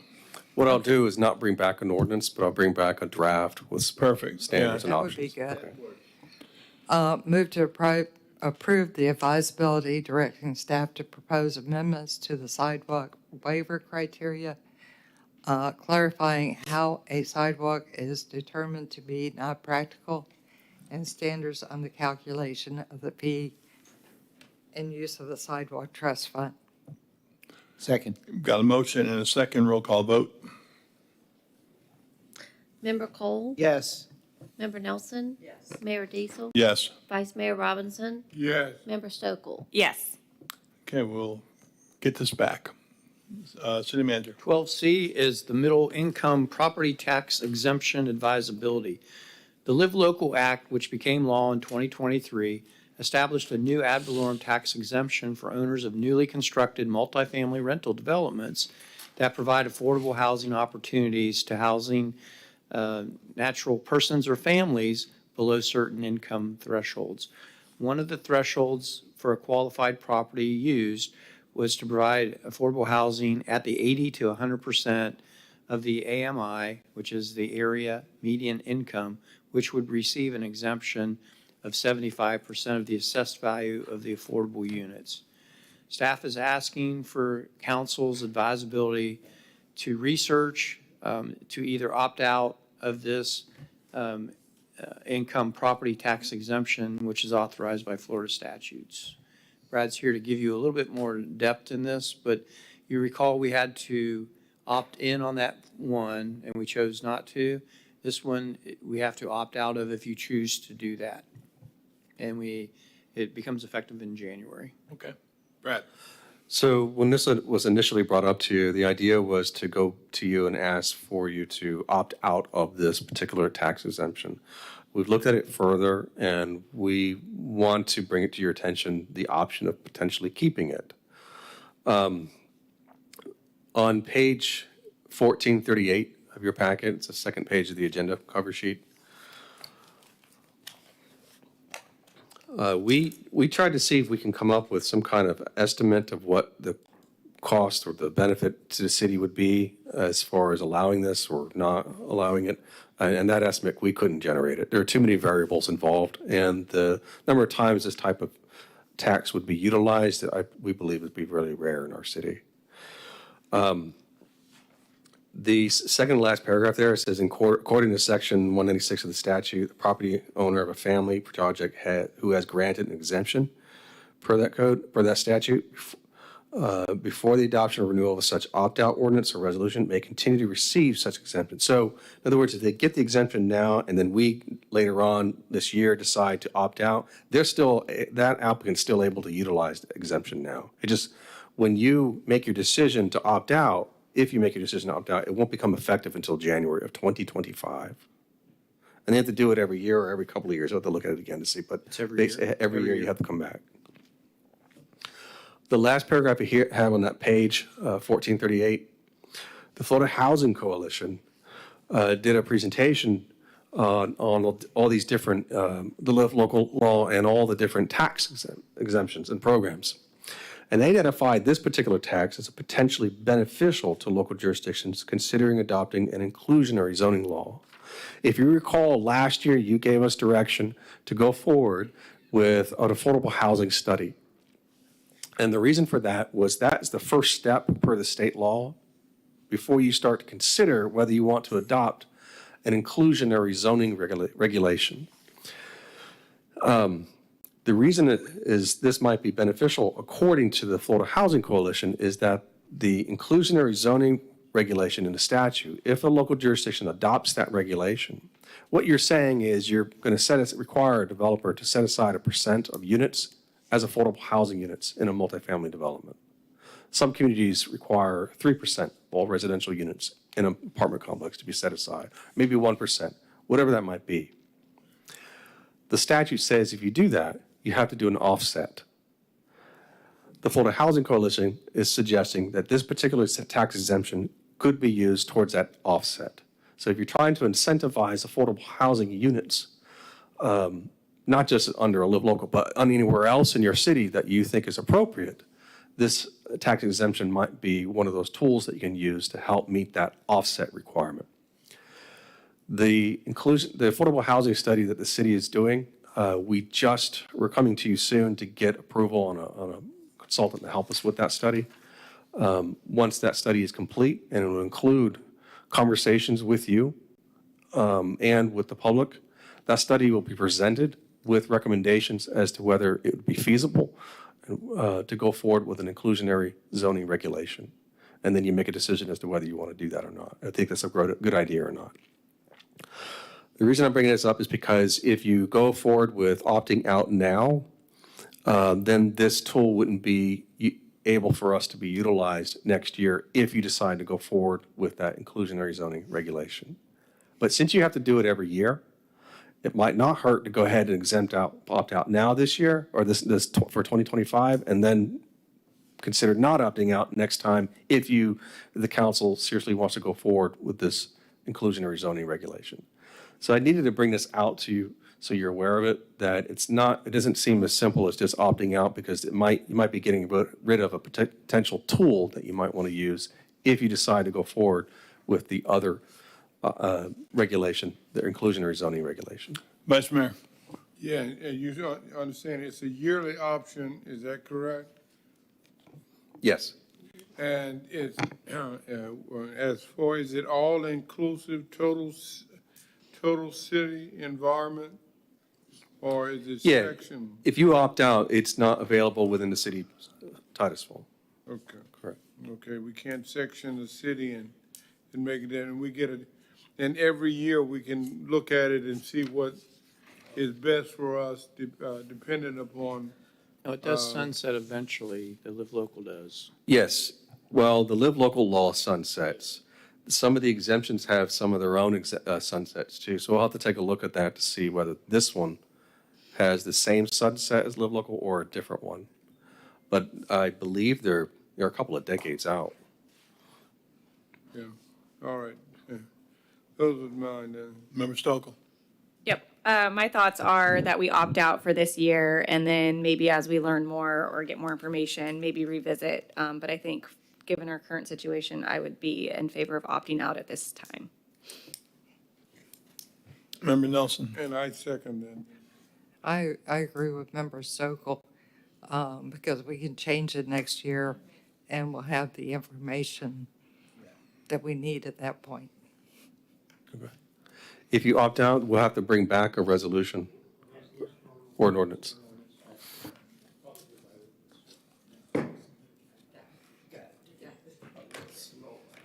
Yeah, and I would say same. I agree that opting out it's a safe thing to do, and we're not stuck with it. So we're okay no matter what. So, yeah, so at this point, well, any cards? I have one card. It's Tony Schiffelow. I remember cards. No, I'm not staying here to make my husband think I'm carrying on affairs. Schiffelow Tropic Street. I was here back in July when we did the local option tax exemption, do not adopt the local option ad valorem, and unanimous not to adopt. I thought it was kind of the same thing, only this one says, oh dear, where'd it go? Section 196.1979, and this agenda says section 196.1978. So I was wondering if they're the same bill or are they different? But anyway, I don't want to waste my 3 minutes looking at that, because what I wanted to say is what I said then. Deny the local option tax exemption to developers. Let's stop catering to outside investors whose only project design is to maximize profit as quickly as possible and move on to destroy the next wetland or native old growth forest. Let's instead incentivize development, local in its need, local in the desire for it, local people developing it, and local people constructing it and using it for the people, by the people, not done unto the people. If we're going to have tax exemptions, why don't we give them to the poor people instead of giving it to the developer to set aside a couple of units to be for the poor people? Let's act direct. Thank you. Oh, Tony. Yeah. So go ahead and make that motion. Move to extend for 30 minutes. No, if she says 30, it doesn't hurt anything. We'll be out here in 10. Make it 30 and talk matter. fast. Second. All those in favor say yes. Opposed? All right, we're extended to 11 o'clock. Tony, you're getting sleepy out there. Tony is out there voting. Getting slap happy, Tony. All right, so, Move to approve the advisability directing the staff to research the opt-out option from the middle income property tax exemption authorized by section 196, 1978 Florida statutes. Would you like for us to come back with a resolution? Yes. As such, since you've said and go come this back way with a with it? resolution. Yep. Right. Add that, we got it perfect. Come back with a resolution. Perfect. Second. We have a motion, and Member Stokel has a second. Roll call vote. Member Nelson? Yes. Mayor Diesel? Yes. Vice Mayor Robinson? Yeah. Member Stokel? Yes. Member Cole? Yes. Motion passes unanimously. Petitions, requests from the public? Thank you, Tony. Well, I think they already went. Not many people here left. All right, no, we go to, start with Member Stokel. Vice Mayor. Nothing's going on, just trying to do my best. Member Nelson. I still want a booth at the National Night Out. And I think probably we need to have a discussion, and do we need advisability, motion, whatever? This would be a motion to actually do something, if you Okay. would like a booth there. What do you want in the booth? Basically highlighting what the projects we have done for the lagoon, showing some of the seagrass growing, letting citizens know again that the river isn't dead and we are doing things. Would So you like brochures, flyers? brochures, flyers. Yeah. Virginia actually found some like coloring books on the Indian River Lagoon, and I don't remember where she got them, but they were designed for kids 7 through 10, 11, talking about the lagoon, why it was important, how you could help it, which was great. So that would be my motion, is that we have a booth at the National Nights Out, Who's we? Who mans that booth? Titusville City. Who? City. City. We have used people to, who man that? I'm sorry, sir? We would have people to man that booth, Yes, sir. and we would have handouts, et cetera. I'm all for that. And I've had discussions, and city manager, and I've had a lot of discussions on, through my days as the athletic director, et cetera. I can't tell you, and I said it in here on a couple Saturdays, I don't care what you do, somebody's going to say, oh, I didn't know. And, oh, what, I've sent out 27 permission forms. Oh, I never got that. So I am all for whatever we have to do to make sure people know what we're doing, because they come in here sometimes, oh, I didn't know. I don't know if we'll ever hit them, but I'd like any effort we can to make that. I just want to make sure that we aren't getting into an area where we shouldn't, and I don't know there is an area that we shouldn't. Well- But, because I think it was a police fire thing, but I don't know how that could be. a Yes, bad sir. thing. So National Night Out is a national police-sponsored event. So in the city of Titusville, we've added our fire department because we believe that the first responders, we've expanded it to that. We will reach out to the sheriff's office. I mean, it's an elaborate event to put everything together. So it is a sponsored event for the police and law enforcement. and I will say, last year, we did have candidates there. We had other groups there, so, well, yeah, primarily it is the law enforcement thing. There were other groups there. And I'm not opposed to it, I don't recall. So, go ahead and make your motion and go from there. So that would be my motion, is that we have a booth, the city have a booth at National Nights Out, highlighting what our projects toward the lagoon, photographs of some of the seagrass, maybe some literature for the kids, those kind of things. And actually, I gotta tell you, Brad and Eddie used to do it during the Turtle Festival, the Sea Turtle Yeah. Festival. Okay, well, So- hold on. I have a motion, but I have a question. Question, did we Your determine microphone. who's gonna man this? Yeah, I did, the city. It'll be city staff. I mean, we'll Yep. have to find somebody to man it. Who? City staff, sir?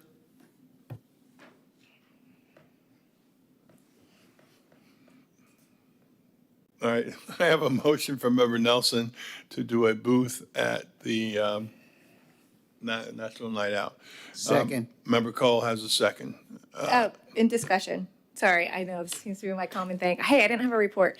No, I'm going to vote in favor of this with the only like caveat being, I just like to make sure that the intent or if there's funds or who it's sponsored by, that we're not crossing over with that. And then to Member Nelson's point, I agree with your intent and why you're doing this. And I think that's something that I've been thinking about too, is how can we prioritize educating the public a little bit more. I Right. think we've done the videos and I appreciate, and I plan to post those out of what we're doing for the lagoon, pushing them out.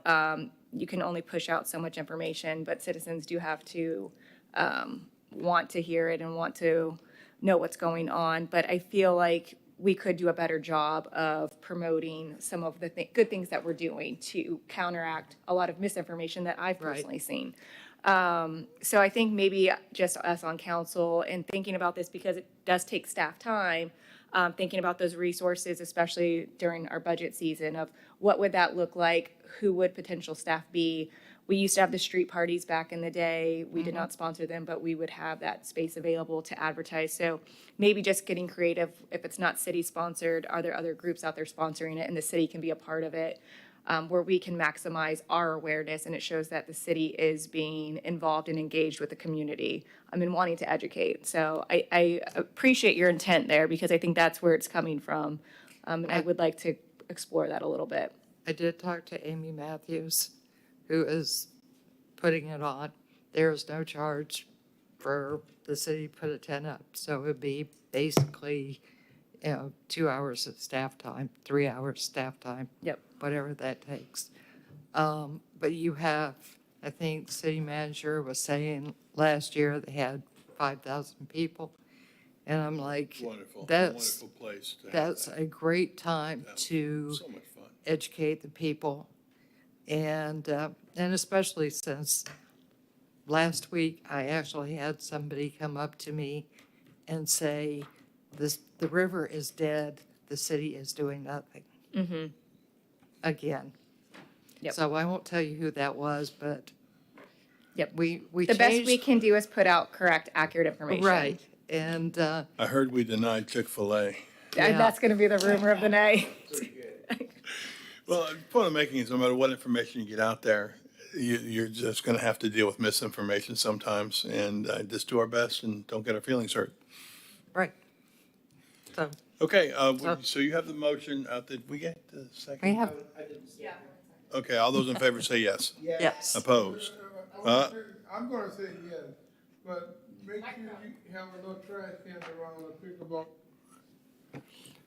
Make sure you have enough trash can to pick up all of the paper that's gonna be thrown over the parking lot. And on that encouraging note, Member Cole, oh, you got any more? Any more? I'd be afraid to.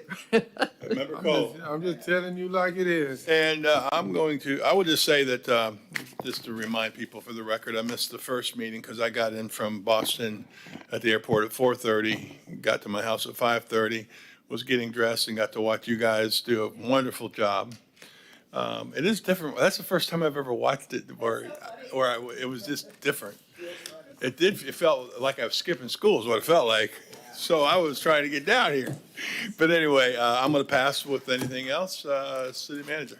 Yes, sir. I've just got two information items. The budget, first public hearings coming up on the 12th of September at 5:30, as well as the final public hearing on the 26th at 5:30.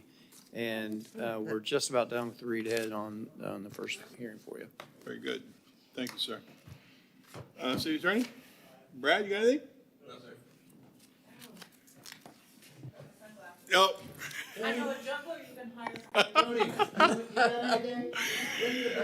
All right, with that, meeting adjourned, and we didn't have to go to 11 o'clock.